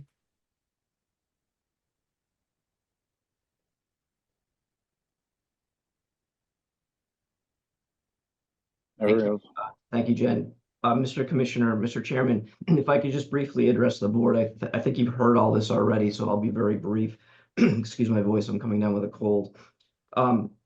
I would suggest respectfully that the commissioners that have spoken so far and staff and your town council have correctly stated the situation here, that there are questions being raised by members of the public that my client disagrees with. My client believes that this is private property and that they have the right to put up this gate. But the point, as it's been raised by the commissioners, is that it's really beyond the purview of this board to consider these things regarding private legal rights. And just briefly, with regard to the statement in your bylaw that protecting public access is an interest that should be protected in the ACEC, I agree that that's there as well, but I think it needs to be read very carefully. The commission has the right to adopt performance standards, and I reviewed your ACEC regulations, and there are no performance standards regarding public access. And I would also further suggest that there's a difference, and it's a very important distinction, that there's a difference between protecting existing public access and creating public access. And we would suggest that if the commission were to impose conditions requiring my client to allow the public across their property, that would be beyond the commission's authority and potentially a taking. So I would just say in closing that the commission should stay within its purview and just review this under the wetlands protection regulations. And I think it's pretty clear that from all the comments so far, the project meets the standards. And I think there's probably going to be more comments after me about this, but again, I think you have it right. And I would ask you to just stay within your jurisdiction. Thank you. Thank you. Jen? Thank you, Brian. Okay, Mr. Chairman, Brian, I'm going to put you back into attendees. Thank you. Merry Christmas, everyone. Merry Christmas. And you, Brian. sir. Merry Christmas, Brian. Thank you. Okay, now on to public comment.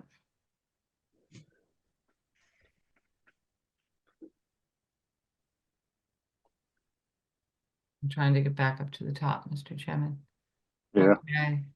This is from a Tammy Gilbert. According to Chapter 235, Part B, a purpose statement to this board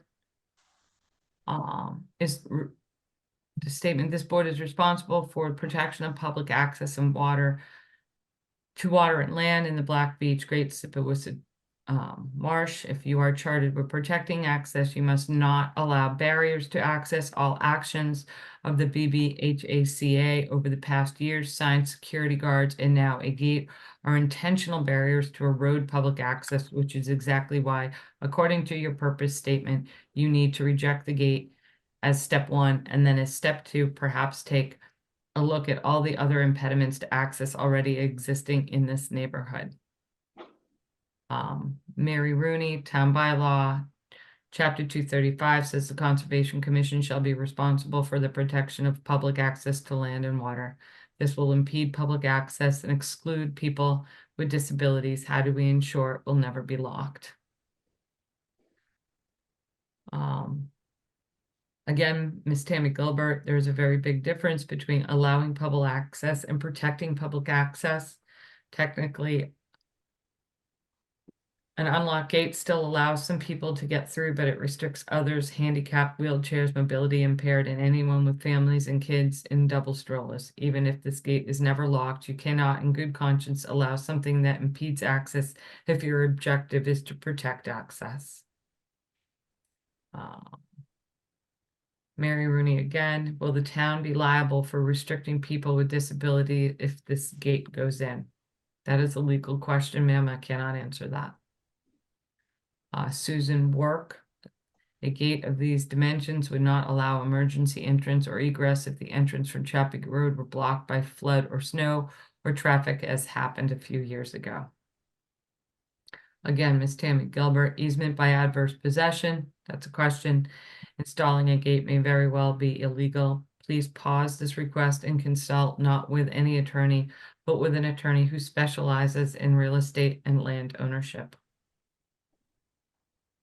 Mary Rooney, how will their no lock be enforced? The signage has been up without any enforcement for quite some time.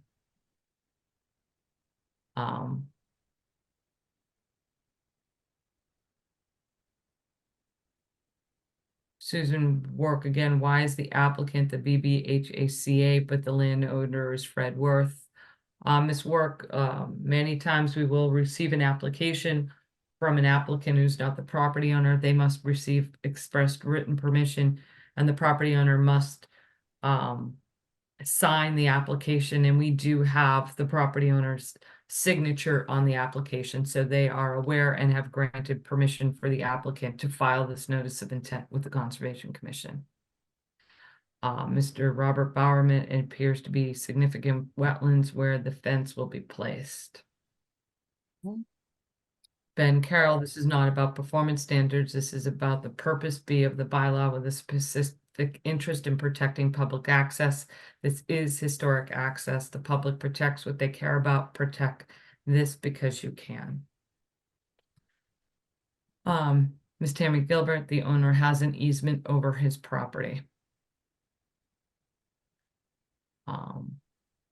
Robert Bowerman, the BBHACA, by its own admission, is a homeowners association that does not own property. Fred Worth is the actual applicant and it is on his property. I addressed that already, Mr. Bowerman. The applicant does not necessarily need to be the property owner, but does need the property owner's permission, and the property owner must sign the application, and the property owner has signed this notice of intent application. The other ways have security guards and signage as well. That was from Ms. Gilbert. Mary Rooney is not granting access, it's preserving historic access. Brian. Ms. Gilbert, easement by adverse possession, installing a gate may very well be illegal. Please pause this. Yeah, I read that. There are many people thanking you for your comments. Mr. Carroll.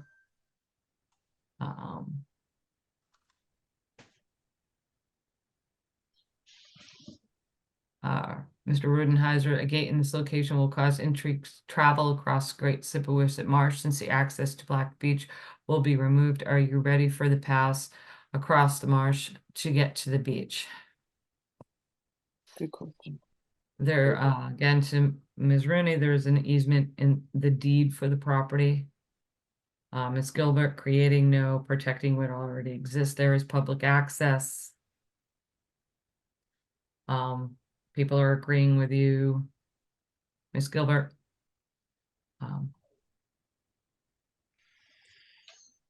Mr. Bowerman, I find it disingenuous for Attorney Wall to suggest creating a right-of-way in a location that has been a 200-year-old right-of-way, a continuation of Little Neck Bars Road.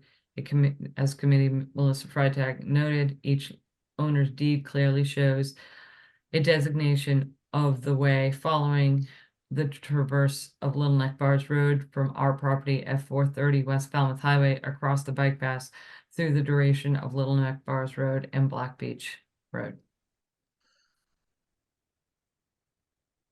I believe it's Kathleen Scranton. The last name is being cut off. Are you aware of past litigation, Alan Sear versus Beidel in the 80s, which prohibited a gate being erected on this pathway? I am aware that there is a land court case. I am also under the impression that it involves a very few property owners in West Falmouth. John Batter. To take up Mr. Wall's point, it's clear that removal of vegetation and determining if there are actual wetlands as shown on maps is definitely within the CC's purview, accordingly leaving aside the open question of whether the Conservation Commission bylaw on access is applicable until the vegetation wetlands determination is addressed. I don't see how a fence application can be addressed. And then this is from a Michael.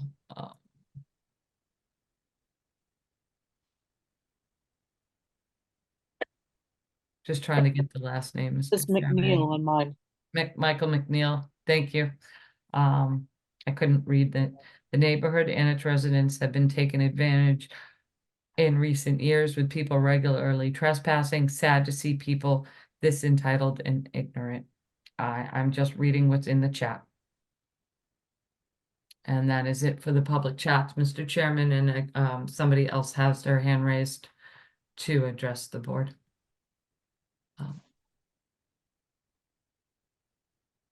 Mr. Carroll would like to address the board again, Mr. Chairman. I'm promoting Mr. Carroll up.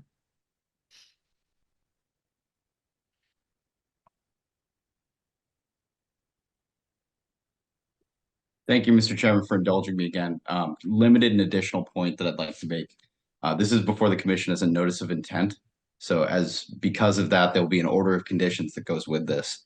I would ask that in the event, and I don't think that you should, but in the event this commission chooses to issue a order of conditions and permit for work for this fence, that there be a section in the order of conditions specifically addressing what's come up around this lock, and tying that to a public benefit so that members of the community, should a lock suddenly appear on the gate, would have standing to raise that issue.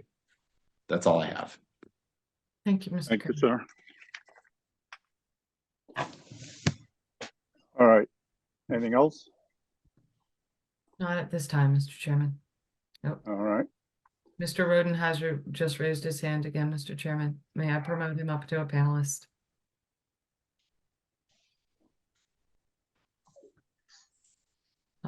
I'll be moving Mr. Carroll back into attendees, Mr. Chairman, and Mr. Rodenheiser has been promoted to a panelist.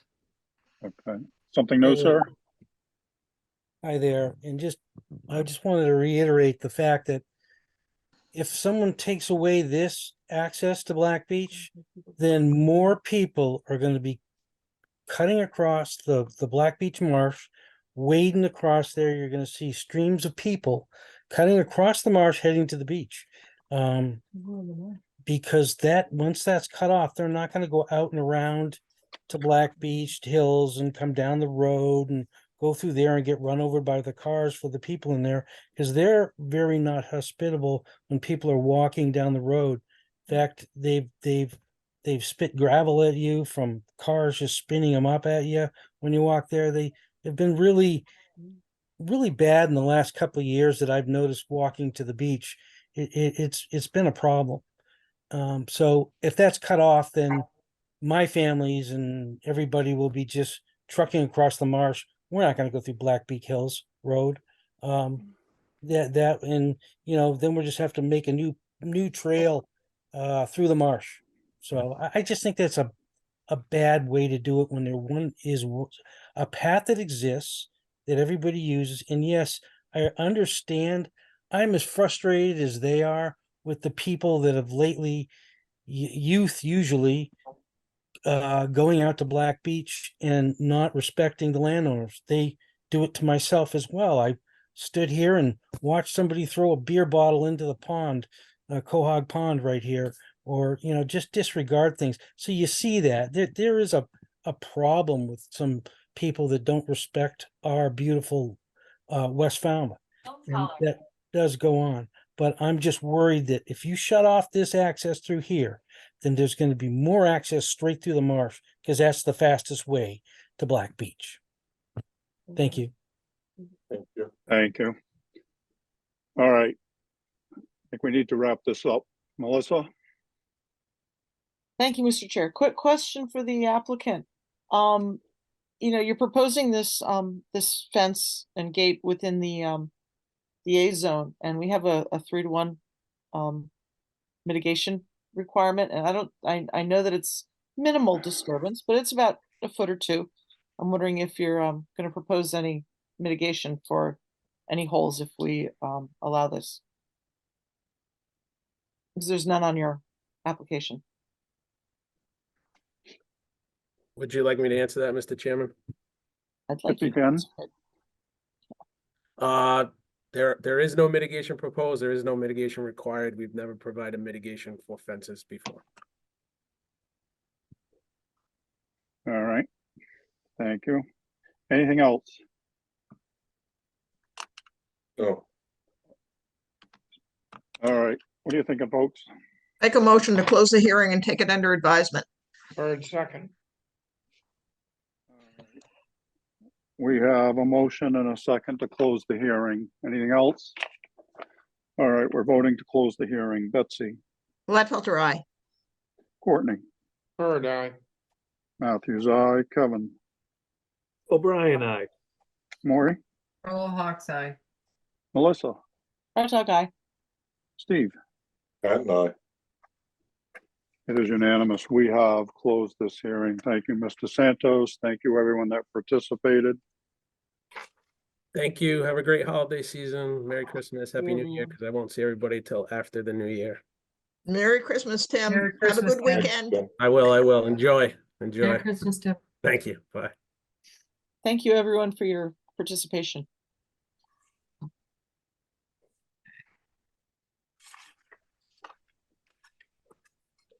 All right. Bear with me 1 second. Bear with me, Mr. Chairman. I'm having some problems. Mr. Rodenheiser, could you please put yourself back in attendees if you can? I, for some reason, my computer is jumping to different languages. Oh, I got it. Okay, perfect. Okay. All right, you good? Yeah, I'm good. Next up, request to amend an existing order of conditions.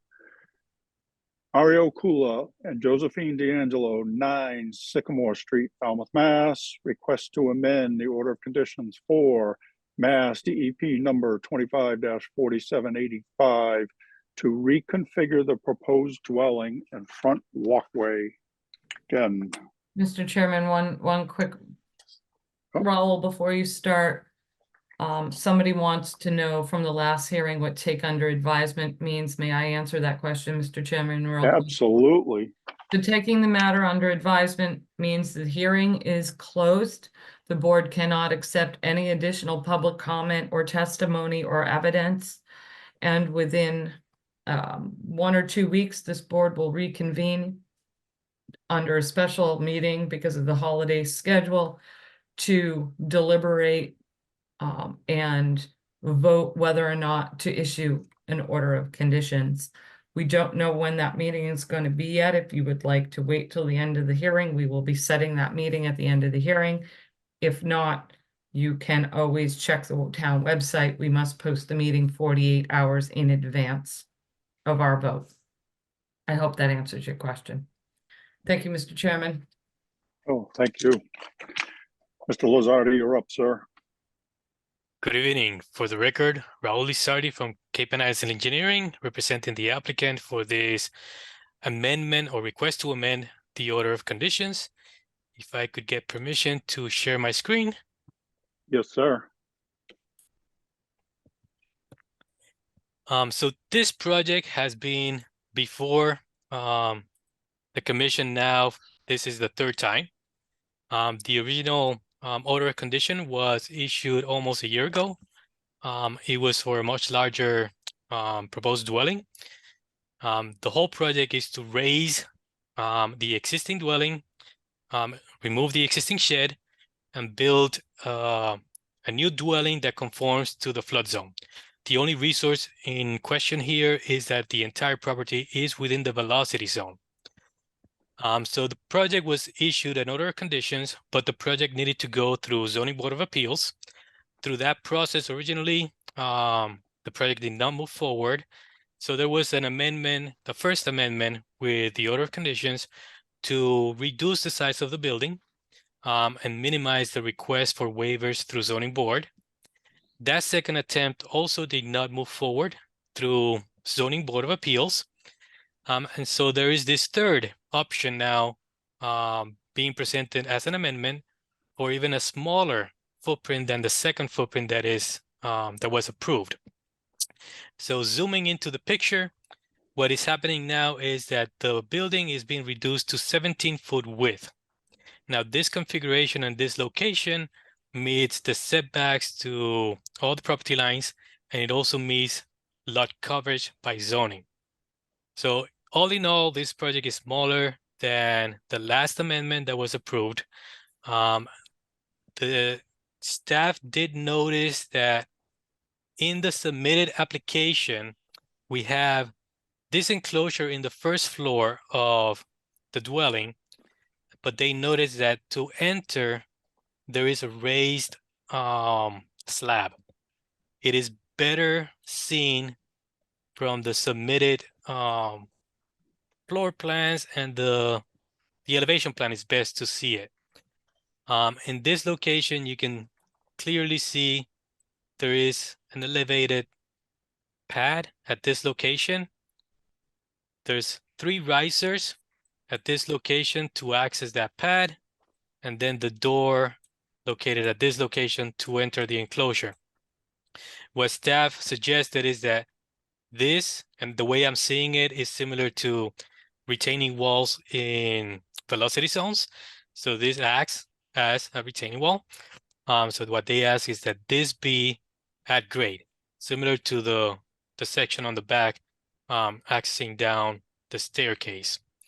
I did talk to the applicant. They are willing to conform to that suggestion from staff. So if the commission does want to condition that this entry be at the same level throughout, they can modify their architectural plans so that this is eliminated. All that this does within the scope of the project is that the 3 risers that are at this location get added to the stairs inside the enclosure. So it doesn't change anything on the outside.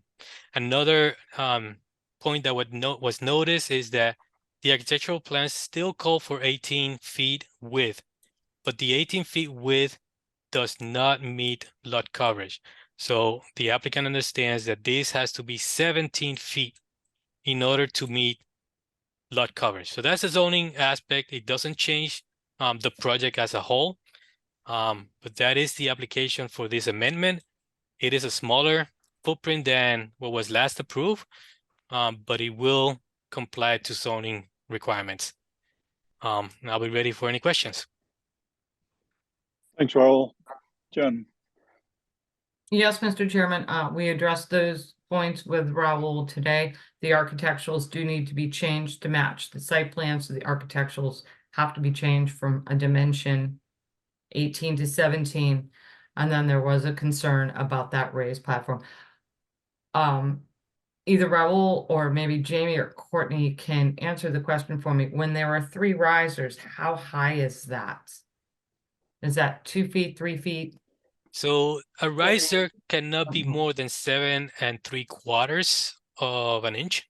So Okay. that's building code. Usually they are somewhere around 6.5 to 7 inches.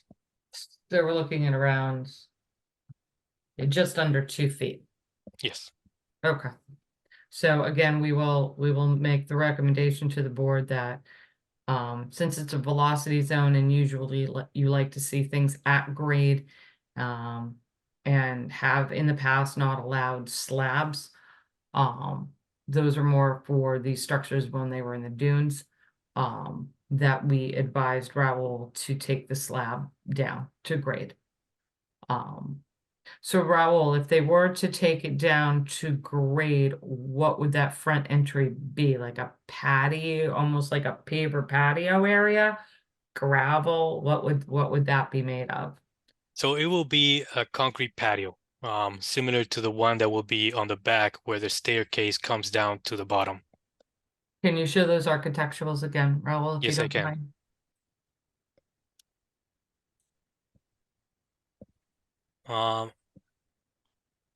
So in this plan, this backside is a concrete slab. So that will be kind of replicated to this front side. Okay, can you show us the other view of that? Thank you, Raul. So looking at it from the side, this is right now what was being proposed. So it's roughly less than 2 feet high. Okay. On the back, this is what's being proposed. So this is at grade. So this is at elevation roughly 5.7. Mm-hmm.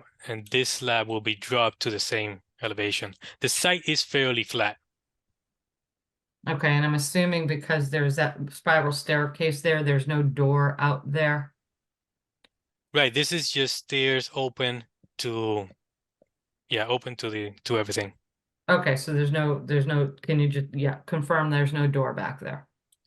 There is none right now. Okay. There may be a possibility of a door, but at the moment there is none.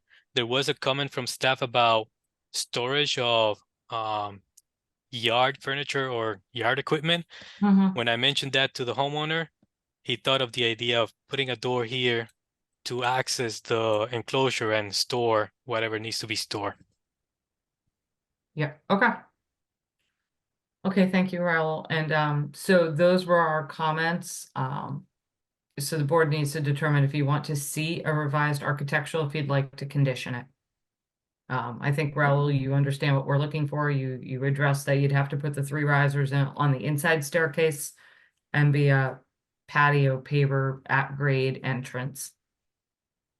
Excellent. Okay. That's all I have, Mr. Chairman.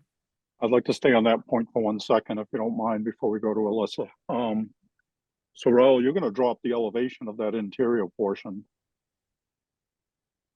What was the point of raising it up to begin with? I really don't know the reason behind it. I Okay. do know that by dropping it, we now have a ceiling height of about 12 feet. Okay, and you have,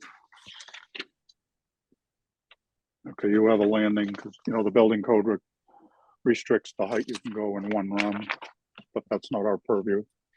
Just an observation. Thank you. Ms. Bergeron. No comments. Thank you. All right.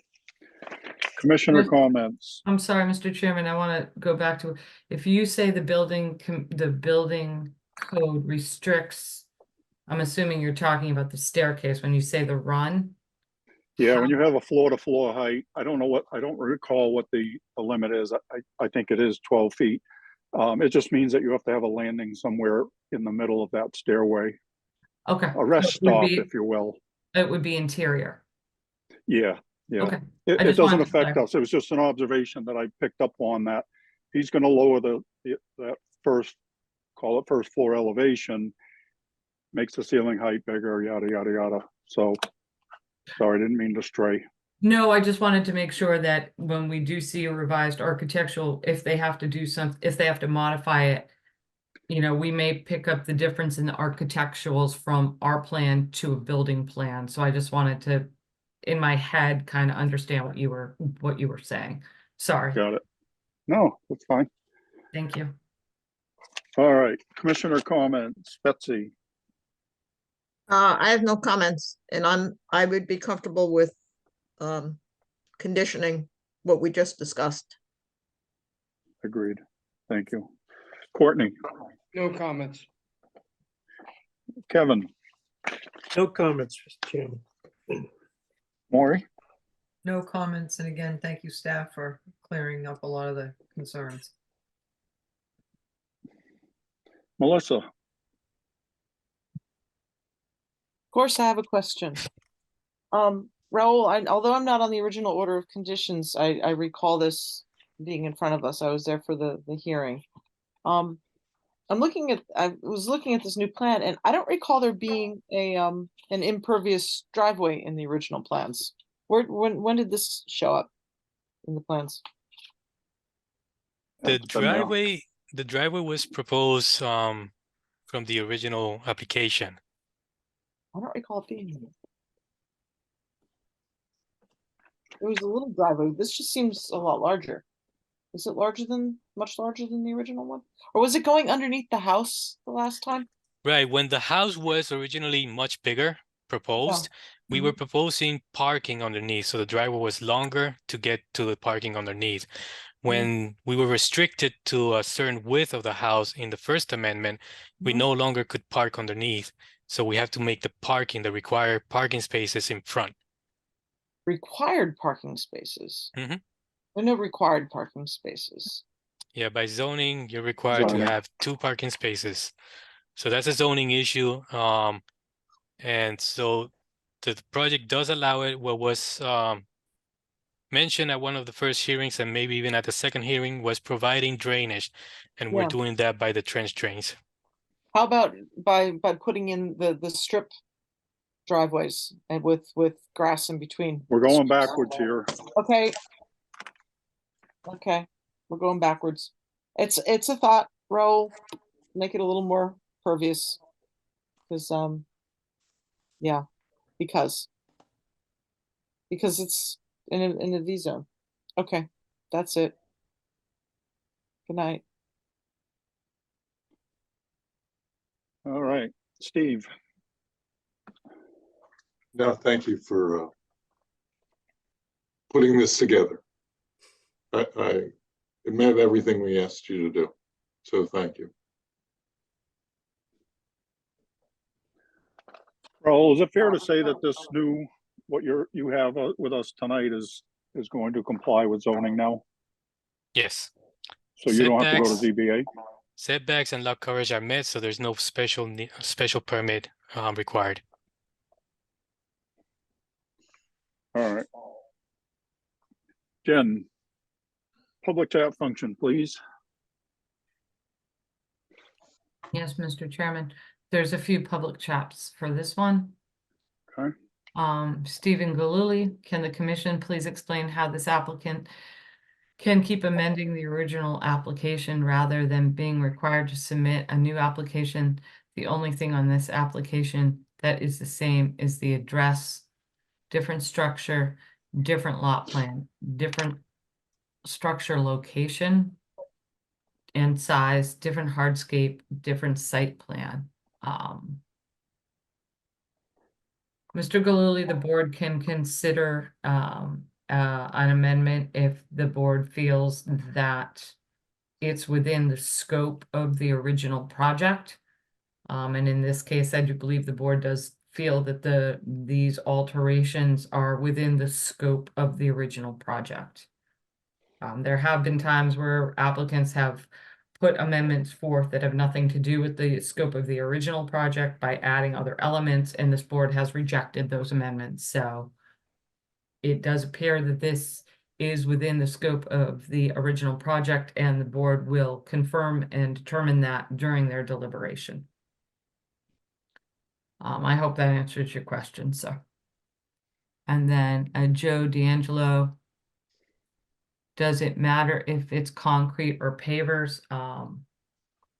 Not in this case. It doesn't matter to us whether it would be concrete or pavers. In this instant, we would treat them the same. Mr. Galuli, this has never cleared zoning. That is an expert opinion that is outside the expertise of this testimony. I'm not quite sure what that means, Mr. Chairman. This has never cleared zoning. I believe the applicant's representative's testimony was that this new configuration of the house meets lot coverage, and correct me if I'm wrong, Raul, meets lot coverage under zoning, and therefore it complies with zoning, and there's no need to go to the Zoning Board of Appeals. Correct, Raul?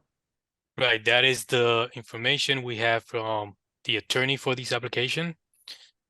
Meeting setbacks and meeting lot coverage, it does not need to go before Zoning Board of Appeals.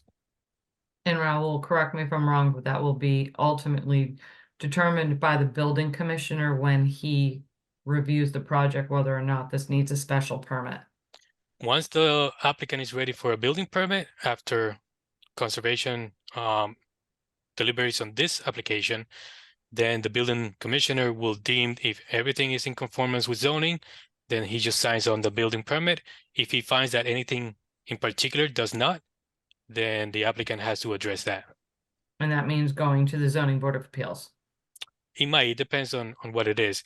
It's in the flood zone, so there's flood requirements, so there's a lot more information that gets involved, and the building commissioner will review all that information once the building application gets filed. Okay, thank you. And then I believe Mr. Galuli, Mr. Luzardi testifies this application complies with zoning. It does not. we are not the zoning board of appeals, Mr. Gouldley, so it is not our purview to determine whether or not this complies with zoning or not. That will be determined by the building commissioner at the time of a building application. And I think that's it for public chat, Mr. Chairman. Excellent. Anything else? All right, what are you thinking, folks? Make a motion to close the hearing and take it under advisement. Bird second. All right, we have a motion and a second to close the hearing. Anything else? All right, we're voting to close the hearing. Betsy, Gladfelter, aye. Courtney, Bird eye. Matthews, aye. Kevin, O'Brien, aye. Maury, Hello, Hawk's Eye. Melissa, Right, tall guy. Steve. Patton eye. It is unanimous. We have closed this hearing. Thank you, Raul. Thank you. Thank you, Merry Raoul. Christmas, Merry everyone. Christmas. Merry Christmas, Raoul. Feliz Navidad. See. All right. Before we go to the next item, just, we have some other business, so you guys please stick around for a few more minutes. Next up, a vote orders of conditions. Melissa Odell and Vincent Odell Jr., 54 Sam Turner Road, Falmouth, Mass. Courtney is not on this quorum. Jen or Alyssa, I'm not sure if you want to start. No, I mean, I can address it and Alyssa can jump in if I miss something. Basically, I think the board was satisfied with the modifications to the original site plan they had. I think my only comment to Tom was You had a vegetation comment. yeah, that's what I'm trying to think. I'm trying to remember what he had there for vegetation. The blueberries. bush blueberries in the water. Yeah, the low bush. He had the low bush blueberry. I mean, the water fluctuates over there. It's a coastal plain pond shore. It's gonna fluctuate. I'm not quite sure the blueberries will do well. But you know, we can always put something in the order that they can modify the plant species if necessary. Okay. Anything else? Did I miss something, Alyssa? I wasn't at the original hearing. That was my only note the last time around. all I had. And we received a copy of Natural Heritage's comments. They changed the species. The Natural Heritage said it was not a take. I think that was it. Yeah, okay, and I think they blueberries. did a good job of trying to please us. I mean, Right. it's a tough spot. It's a redevelopment, but to keep all that in perspective.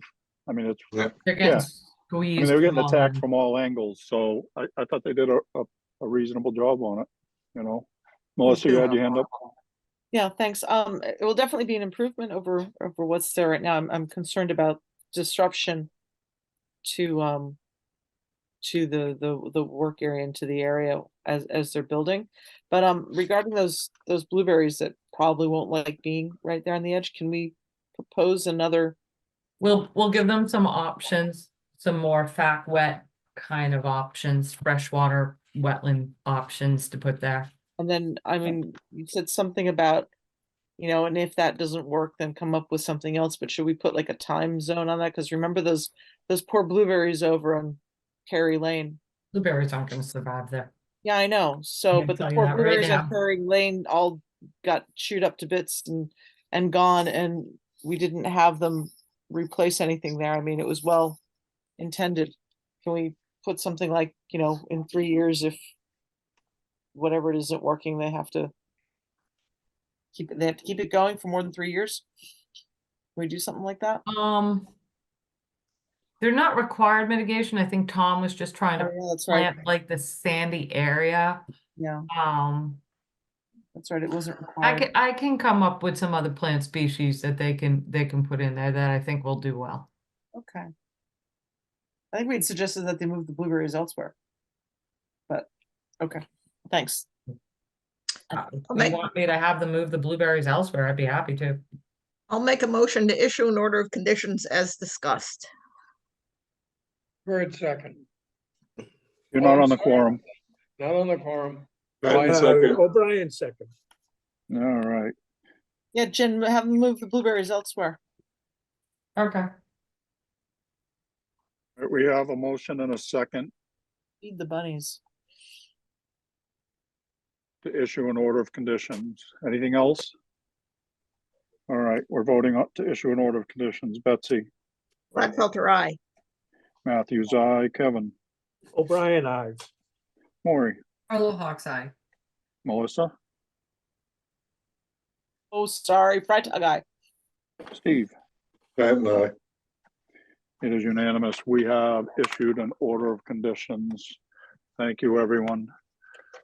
So, first up, special meeting to vote order conditions for everything closed tonight, and we had a few of them, so when do we want to do this? I'm not quite sure of anybody's schedule, but I will be here next week, Tuesday, Wednesday, Thursday.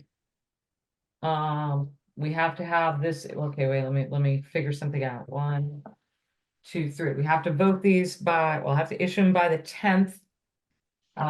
So next week I am here Tuesday, Wednesday, Thursday. And the following week, First week next year. well, okay, so we could do Tuesday the 2nd, Wednesday the 3rd, Thursday or Friday. What would everybody prefer and what time would you prefer? Thursday the 4th? 7 o'clock. No, 8 o'clock. I have a AM meeting or at 8. PM? I have a meeting at 8 o'clock. 7 o'clock on the 4th would be good for me. I can do 7. Yep. Kevin? All right, We're- I'm hearing Thursday, the 4th at 7 o'clock. Is that correct? We're talking Yes. 7 a.m., right, guys? Yeah, At Yes. 7:30? No. Okay. All right. I'm with you, Melissa.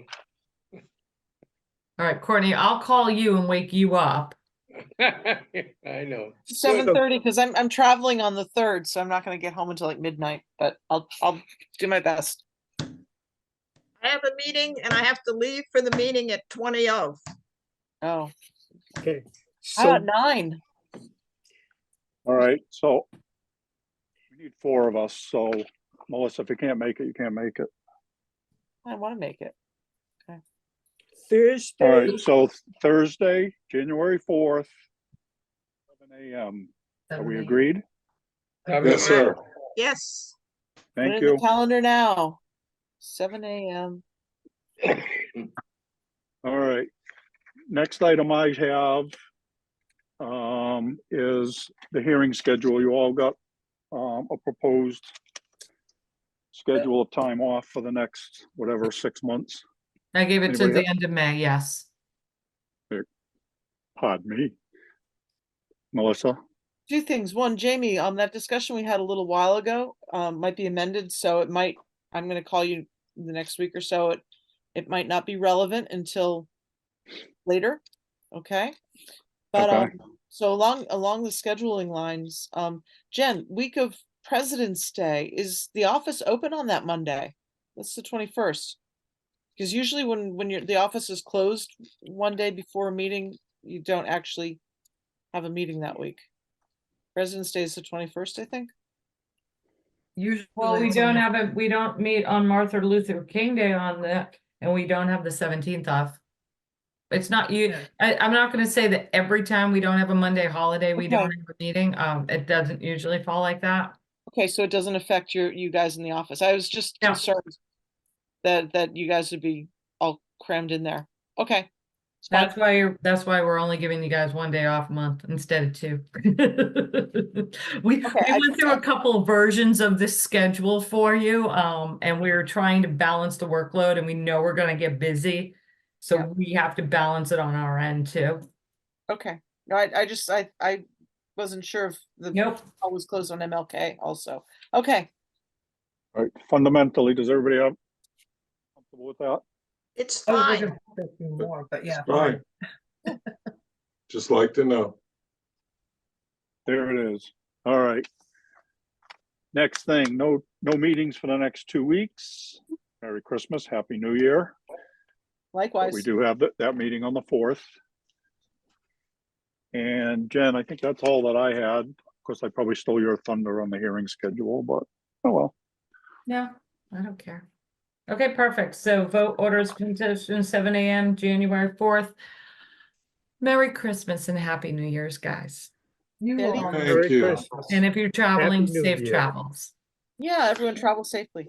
Beware ice. Thank you guys for all your participation. I really do appreciate it. It makes life And we easier appreciate for the you, Mr. staff Chairman. and Jamie, you Thank are an you. awesome chair. We're a Oh, good yeah. group. No cold No, for you, I love Jamie. your kitties, Courtney. I wanted coal. I'm No cold. cold for Jamie. All right. Thank you, guys. Good night. Good night, everyone. Good Wait, night. wait, we wait, have to wait, wait. Happy adjourn. New Year. Wait, Oh, wait. I We move have to to adjourn. Freitag. Carla Hawk second. Gladfelter, aye. Bird eye. O'Brien, I. Carla Hawk's eye. Freitag, aye. Pat and I. It is Where's unanimous. Jamie? We are adjourned. Now we can Woo! go. Thank you, everyone. Bye, Merry guys. Christmas, you. everybody. Christmas.